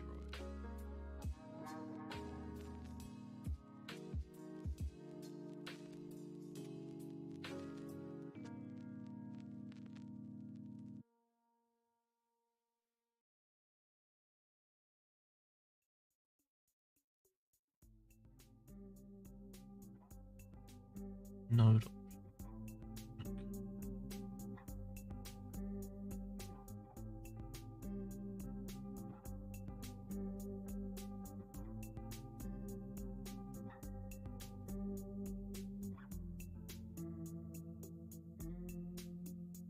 Maybe it has to actually be hooked up to something.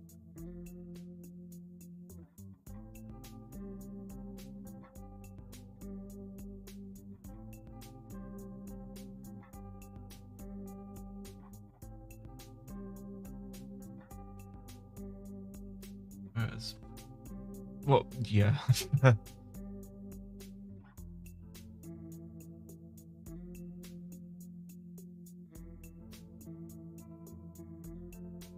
Well, my thing is, like, it's the biggest console room yet.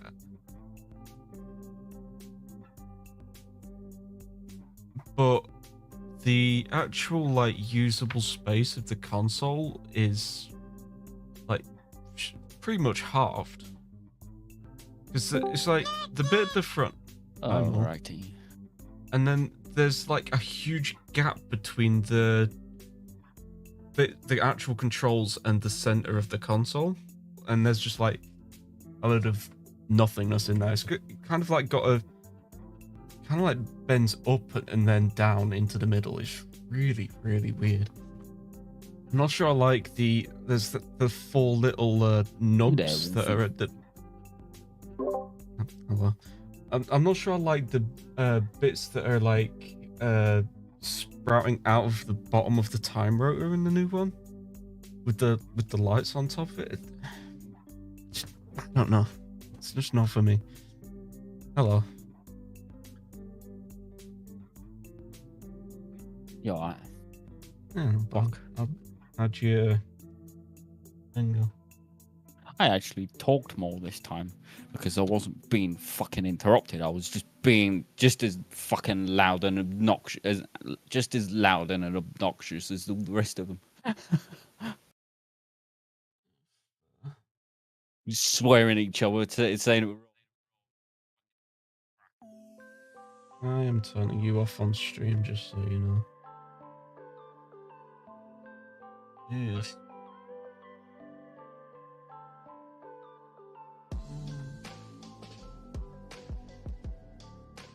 Lovely.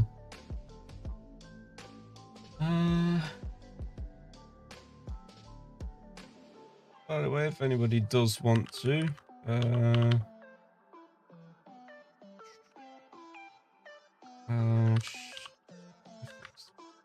slash Discord.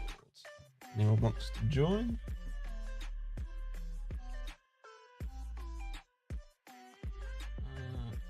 Right.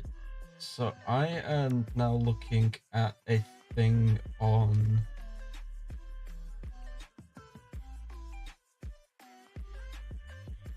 Trying to get it to work. So there's this thing that they have where they can do copy as new driver, and I do not see that option unless it's up here somewhere. Make group, insert into group.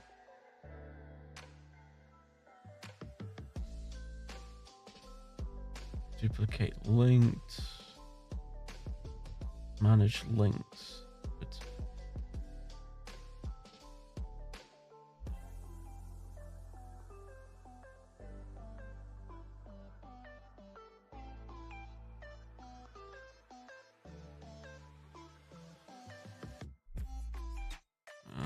Node wrangle option. Somewhere in here, maybe? View, box, node, properties.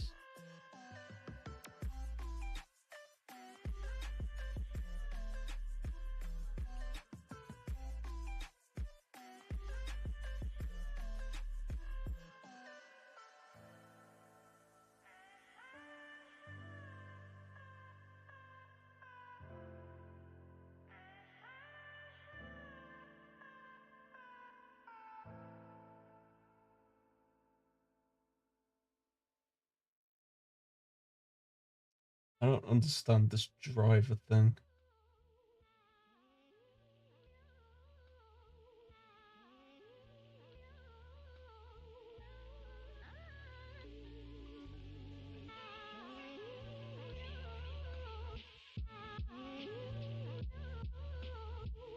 Copy as new driver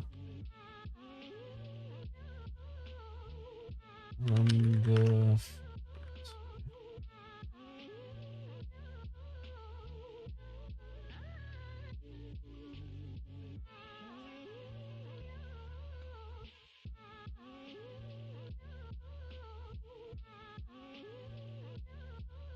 Is that like an extension that I need to add on? Or something?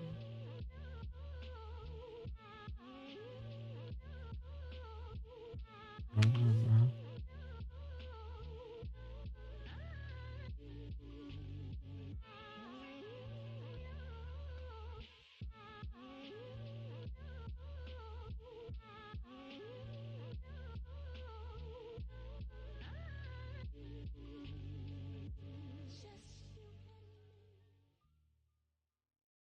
Control B.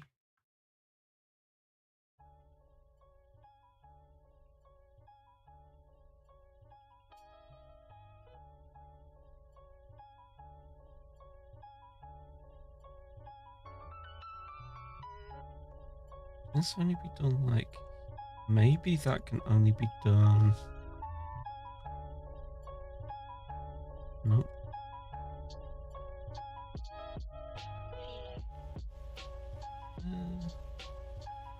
Yeah, the other guys. Yeah. I muted them.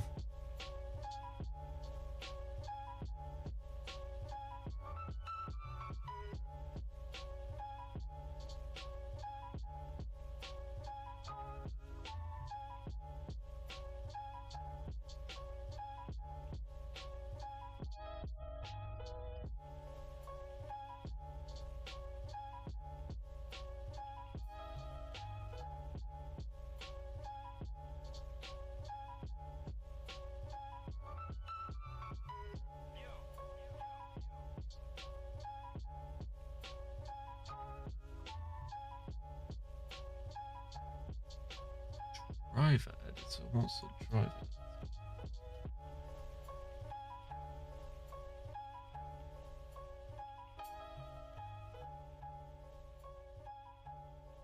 Usage. Drivers can be added. Drivers can be added to properties via the context menu and a shortcut. Copy paste or be using an expression directly. After adding drivers, they are usually modified in the driver editor or simple edit. Add a driver. Context menu. Add usual way to add a driver's right mouse button. Click a property. And choose add driver in the context menu. Drivers can also be added by pressing Ctrl B with the mouse over the property.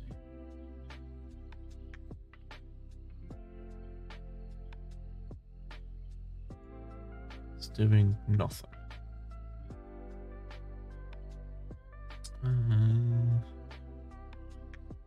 Right.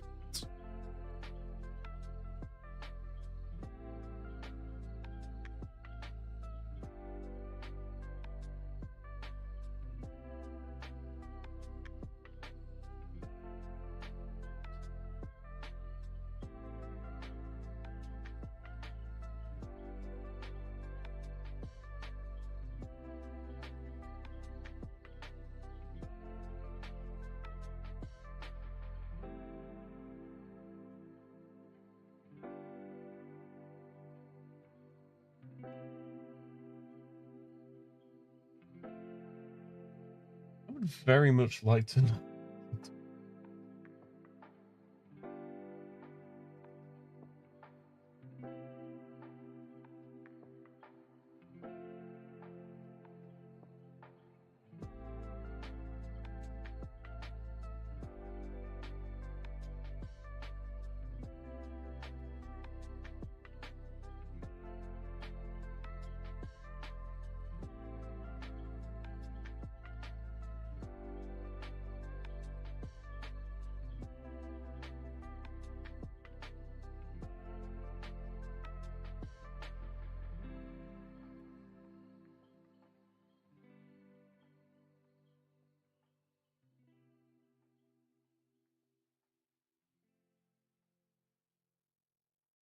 Oh. Ew.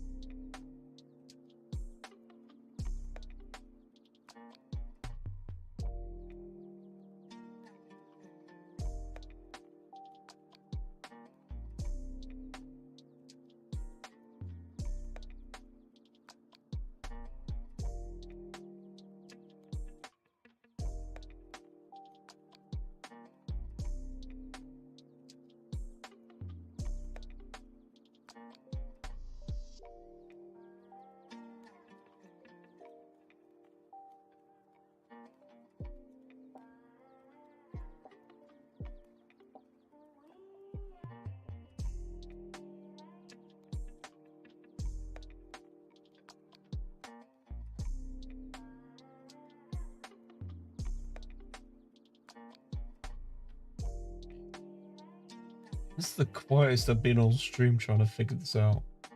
Custom properties, add to custom property. Shreds. Add to value. Min and a max. Makes sense. Copy. Copy as new driver.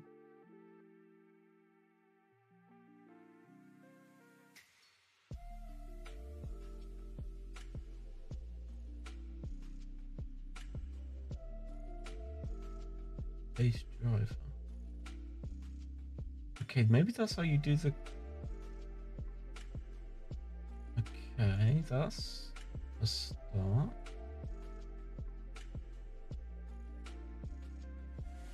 Okay.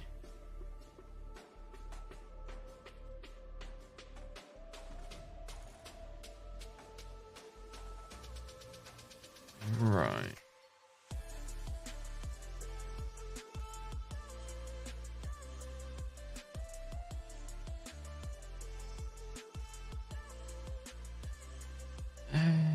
Okay. It's going to be an integer. Deal with that in a second.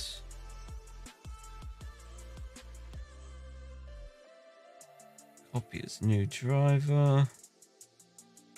Then I need to go into geometry nodes. And paste. Okay, right.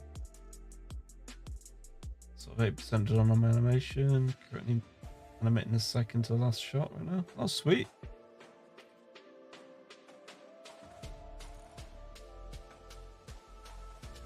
Can't wait to see it when it comes out. Definitely have a look at it. Got your channel pinned.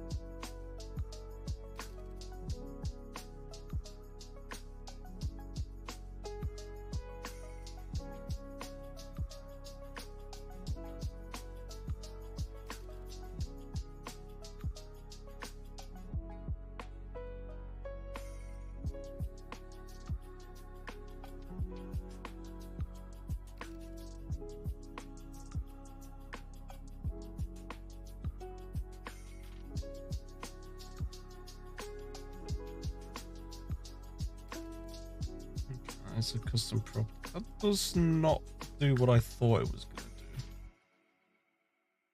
So maybe... Okay.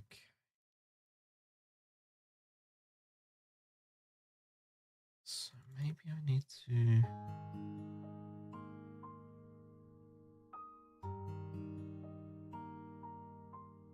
Copy driver. Paste driver.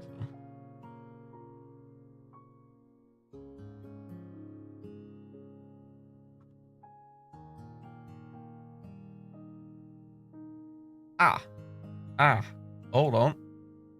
Right. Add driver.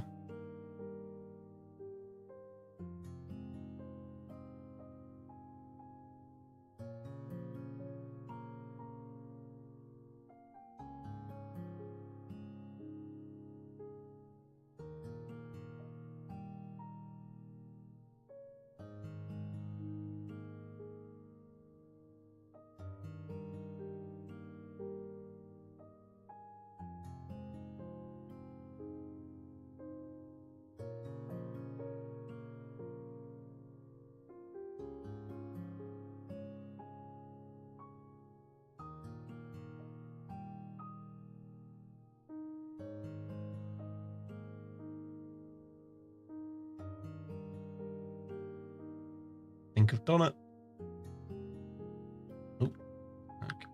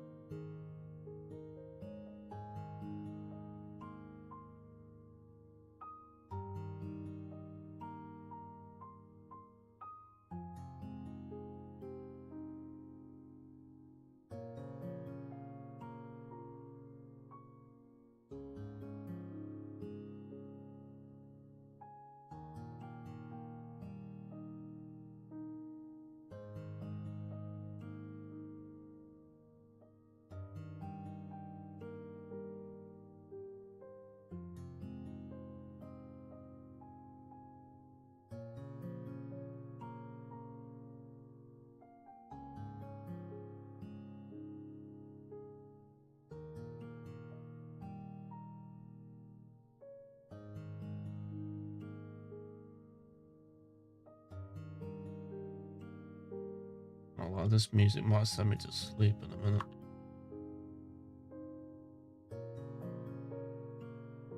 It's gone from chill step to just... Yeah. I meant to rub it in here, but I'm revisiting the animation from the start. Quite happy with it so far. Oh, reviewing the animation from the start. Cool. Animation and dialogue I'm really pleased with. Sweet, sweet. Animation's one of the things that I've got to get right with Blender yet. Animation curves are very similar to After Effects, so I'm not too bothered about them. But there's definitely something I've got to work on.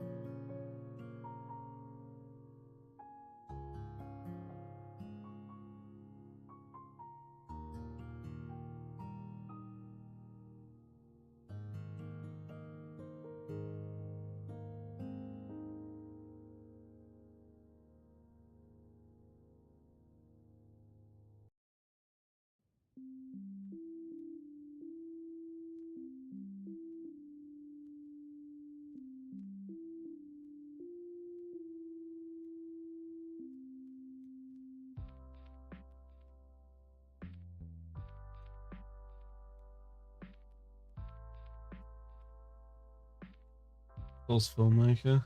Yeah, no, a lot of people have. Yeah.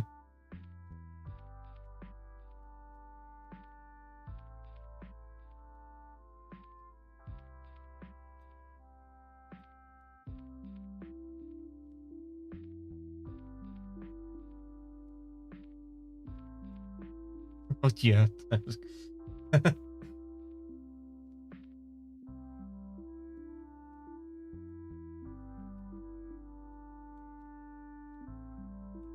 Right. I'm just gonna try doing this as it wanted me to. So, right. What's that saying? Copy as new driver. Yep.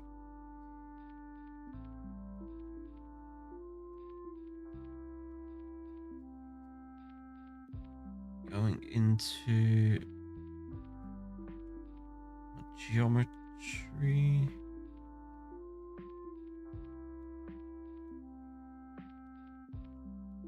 Paste driver.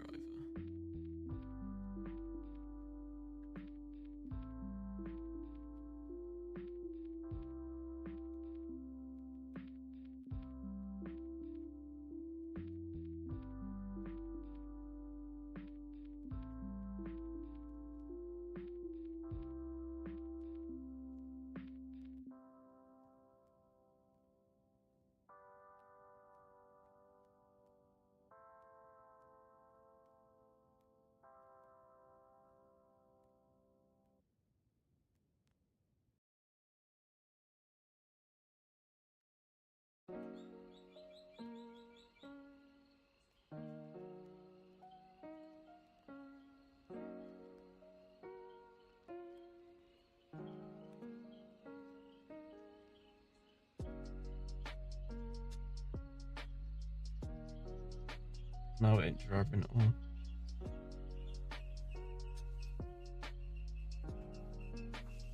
Okay, for the most part, it's just SFM is readable books. Yeah, wasn't Source filmmaking what Valve was doing movies at one point? But I remember it being like pretty much straight for TF2 animations back in the day.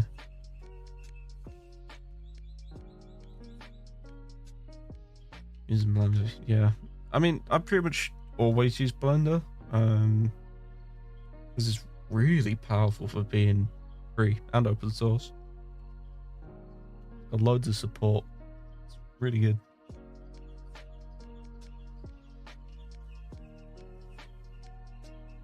Yeah.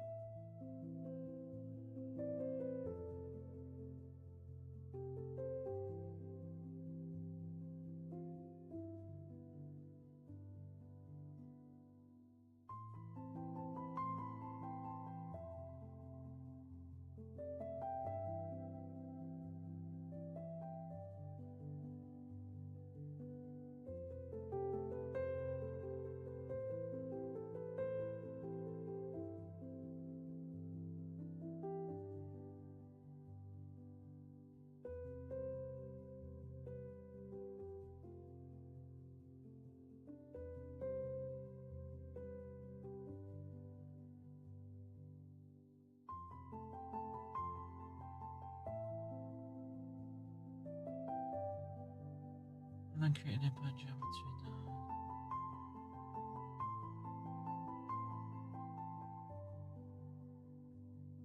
Modify stack and paste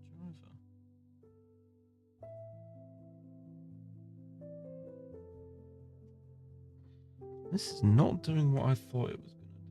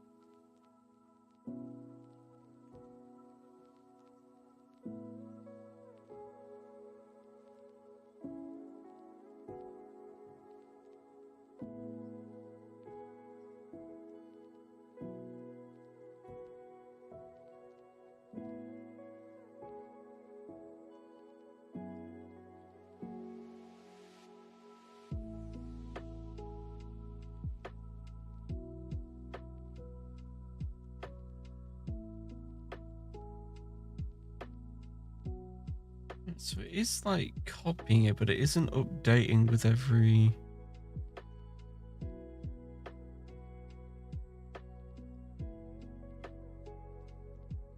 It isn't like updating with every frame. So do I have to like open and drive it edit?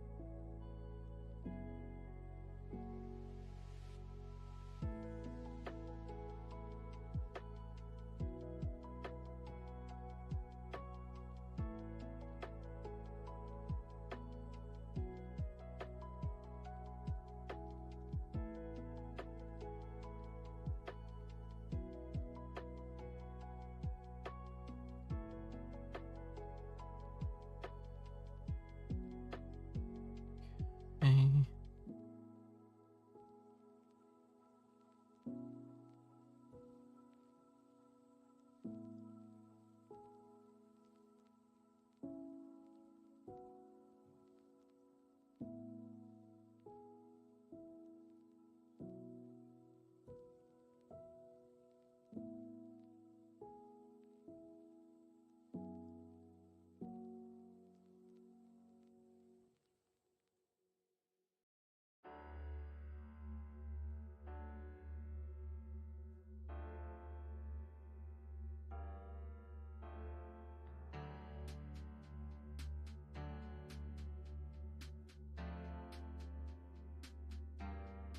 Okay.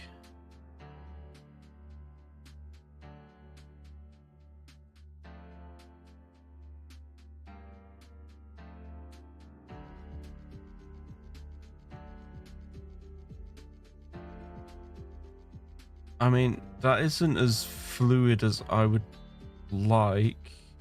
See what happens if I do a bit of animation on it. So insert keyframe. -88. So keyframe. Does that... Okay, that actually does. Oh, I don't want that. Oh dear, no. Okay, so that does actually animate the door opening. Awesome. doesn't update in real time when I change the values, which is kind of annoying, but it's good enough that it animates for me, so fine. I'm gonna call that sorted, but that actually gives me an idea, because that might be how I do the lamp control.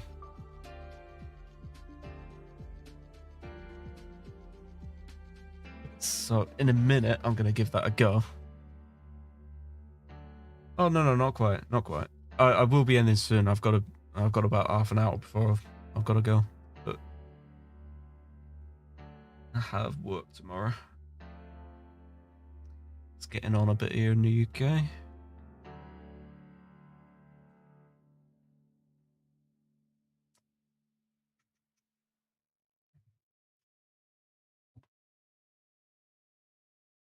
Right.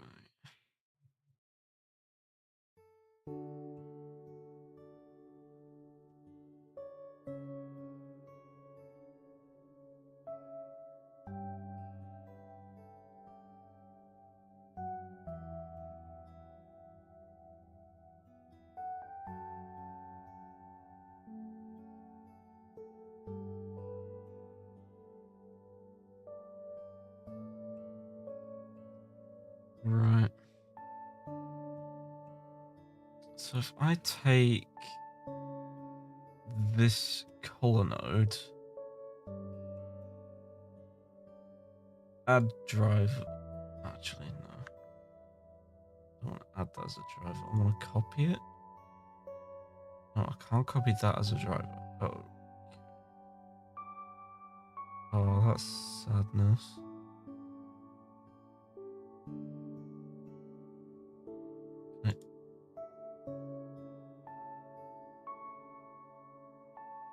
I thought it might work for a minute. I can definitely do this though, so I can.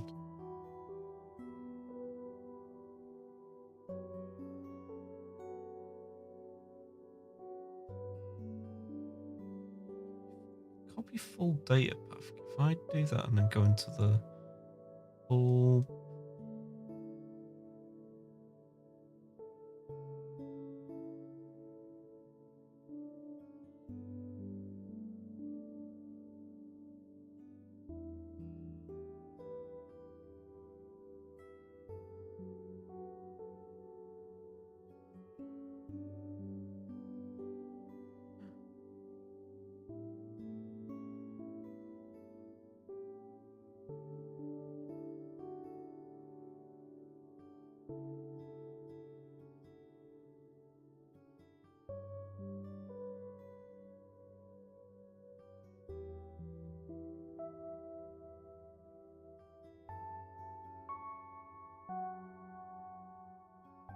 No, I don't think that's gonna work. That's sadness.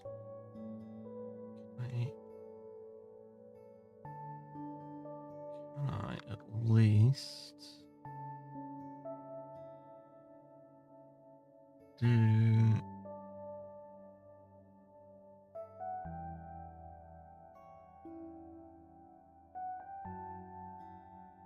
At least do value?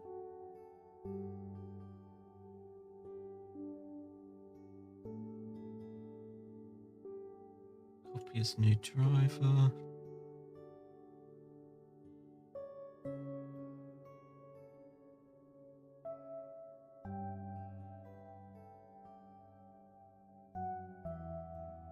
That's actually not the one I want. The one I want is this one. Okay. Copy as new driver. Go into light bulb. Power. Place driver. Which is now at 0 watts.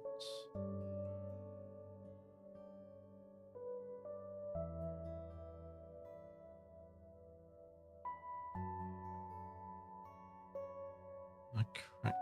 Oh, the light happens automatically. Okay.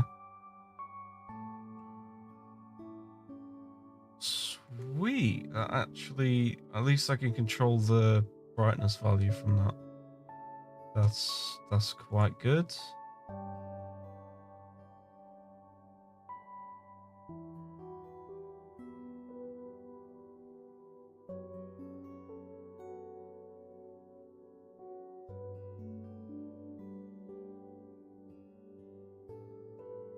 That is quite nice. I would have liked to have done the collar, but I don't think that's happening.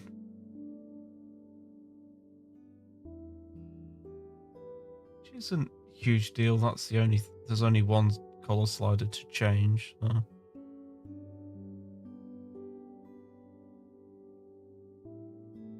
That's not too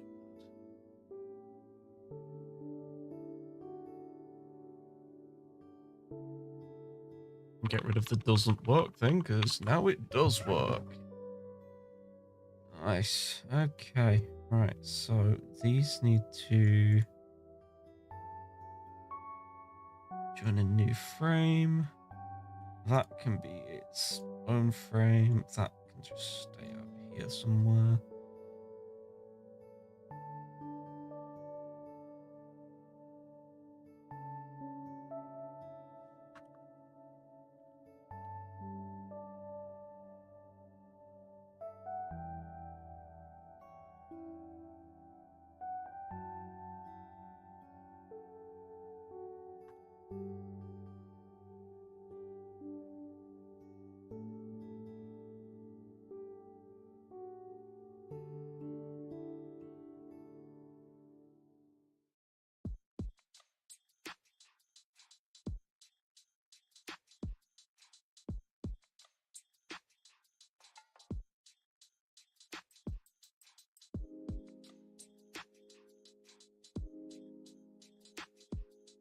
Okay, I'm liking the way that's working.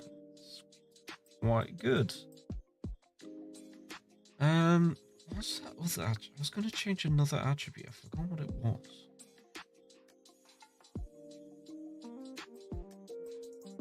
I think I can squeeze one more thing. I'm going to see if I can get my new bias control to work. So the way that I did the windows was a way that would quite nicely be able to do two types of window lighting, basically. So essentially,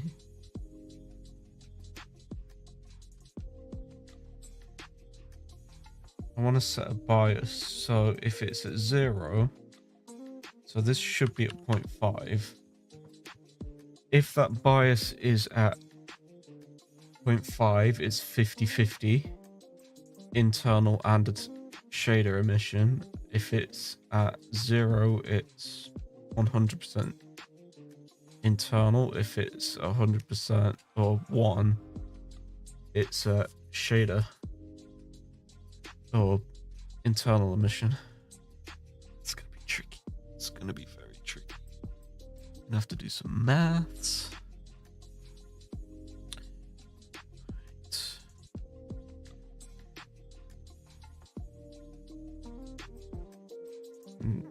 Maths is not my strong suit. I don't mind telling everyone outright. It's not my strong suit.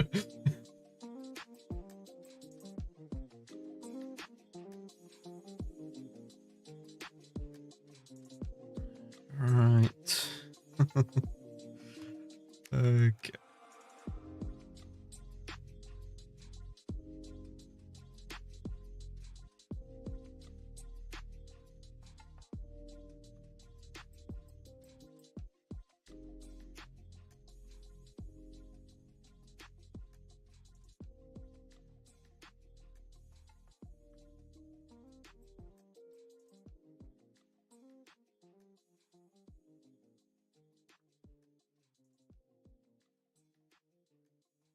Plane shader. Right, let's go into slot 1. TARDIS diffuse.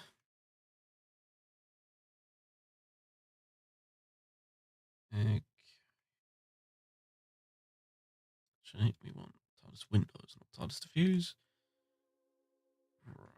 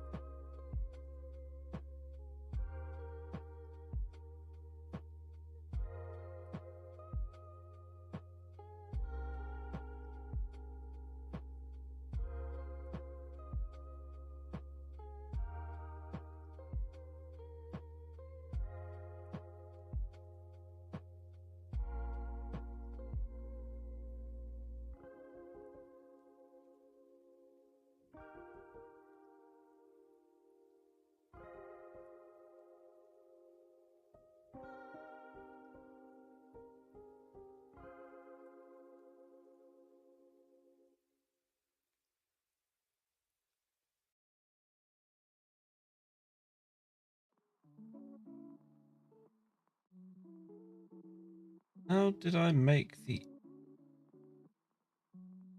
Unless it is. It is actually pure shader. So if I turn off my TARDIS model here, see there's just this cheesy looking brick, which I'm actually messing with right now. So I can modify the colors in the ramps here and change the emission strength of it and stuff. Working on bias, but yeah, it's just a shader. So basically with the windows, I tab out of here. So I made a corrugated texture in Photoshop. I'd probably still have it here somewhere. Nope. Delete it. Cool.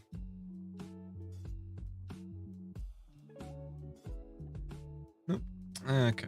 But yeah. Got this corrugated texture, and I've got a bump map version. So I've just got a normal map on it. So you got normal, specular, and all that kind of stuff. So most of that is just driving this effect on the actual windows, which is pretty cool.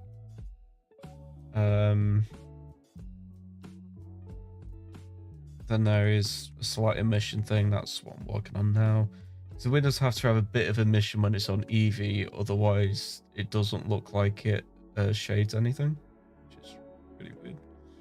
And then basically you've got the weight at 100%, so it will shine through anything behind it, any luminance, as I understand it. This is all as I understand it, which, again, pretty new to Blender. We got a bit of IOR on it, so that controls how kind of diffused it gets, I guess, and how the specular works. So you don't want too much, whereas you lose all of the brightness out of it. I landed with 2.1. That seemed to be a pretty good option. And then yeah, the rest of it's just a roughness map. And then you have to change some settings in the shader menu. So you have to select transparent shadows, ray trace transmission. Otherwise, it don't do it. But yeah, it's pretty cool.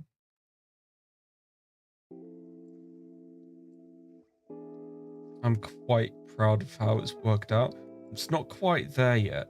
I'm gonna have to. I feel like I need to figure out, because when I get in detail like this, you can see that it is just that sphere. But when you zoom out, because of the thickness value, it kind of messes with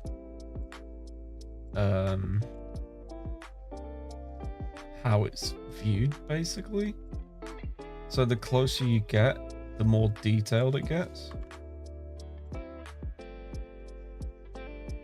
But it also ruins the illusion. So I kind of figure out gonna have to do something like scale this based on how far or close the camera is to the windows. Because it's the only way I can think to do it.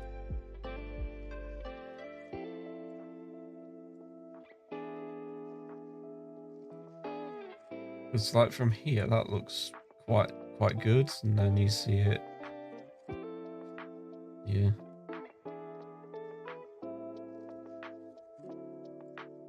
Tall and beveled in.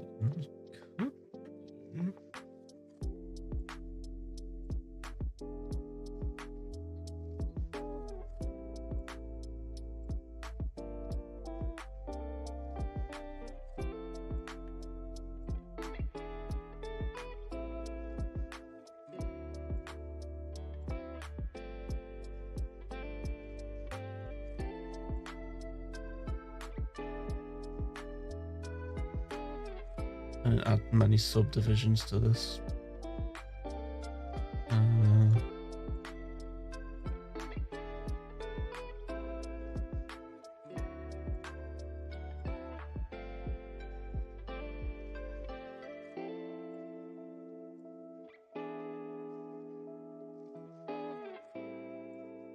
Control A.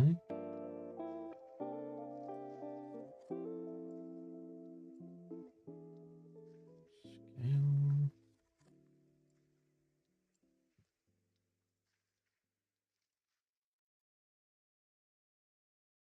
Well, subdivisions definitely does something, do it?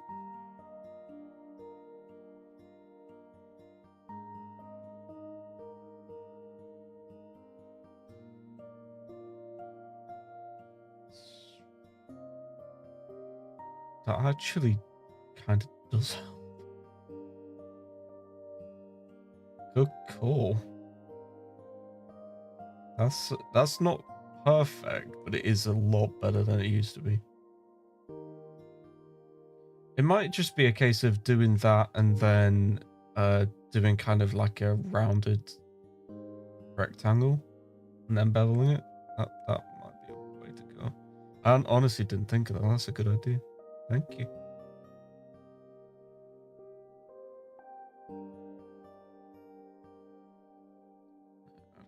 I've got to tweak a load of stuff. The color balance is all off now. But yeah.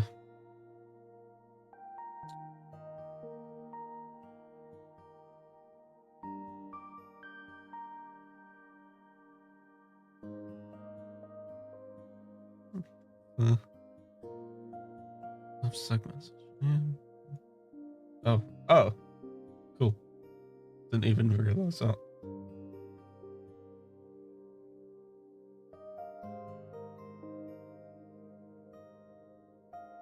Thanks.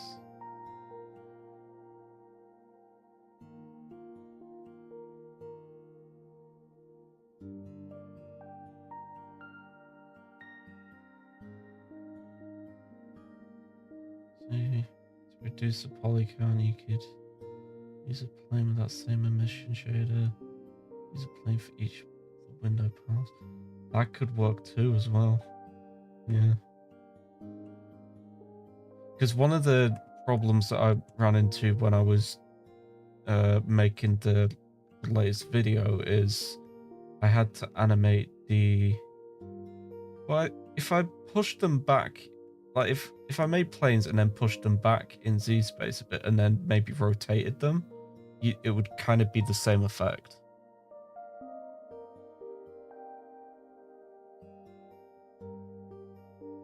I think that could work. I am gonna try it in the stream, but I'll have a look.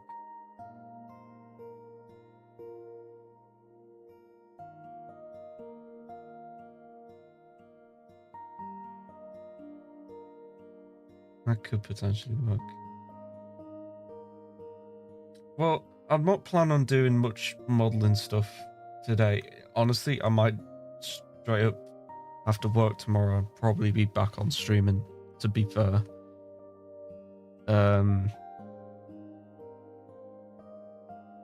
it'll be a bit earlier than today, but yeah, get a Friday night stream in, start having working on it.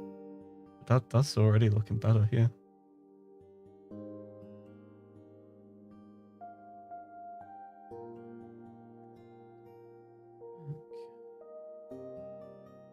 No, I do think the plane one is actually, yeah, I think that's a better way to do it as well. Because yeah, one of the problems I was having when, and you can see it if I do the global opacity right now, if you see that when I'm halfway through like materializing, I basically had to wait until the TARDIS was almost 100% materialized before fading the nugget. I'm calling it the nugget now. Before fading in the nugget. So it had a really bad effect. Yeah. Well, it's getting on a bit. I am getting quite tired now. So I hope everybody enjoyed the first YouTube stream. Normally I stream games on Twitch, but I figured my Twitch audience, not exactly my graphics audience, and the YouTube channels where I do all of my graphics. So I figured, yeah, I'll just try out a YouTube. Never streamed on YouTube before. It's a lot more complicated than Twitch. Twitch, you just log in and go live. YouTube, you have to create a stream and all of that, all this stuff. Who knows? But no, I think if I do stream more on YouTube here, then it'd be the same kind of thing. I'll probably get rid of Pretzel Rocks and find some other music. I have a setup, my audio channel setups for Twitch, and I can play whatever music I want on there, and it won't show up in the VOD. But YouTube doesn't have that feature, so I have to go with whatever copyright-free music I can get, and the only place on the top of my head, Pretzel Rocks. What time is it for where I am? It's 20 past 11 right now. Yeah. So I'm gonna pop us over to the ending scene here. And that's got my Twitch chat on it. Okay, right. I might, what I think I'm probably gonna do here is I'll set up a new profile on OBS for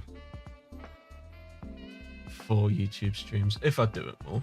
But yeah, I hope you all enjoyed the stream. This is kind of how they're all going to be. Nothing crazy. I'm just going to be here doing some sort of VFX work. But thank you all for popping in. It was great having some people around to chat on the first stream. That's great for me. It's more like you guys have been more than I normally get on Twitch. So. But yeah, I will catch you all later. Bye bye.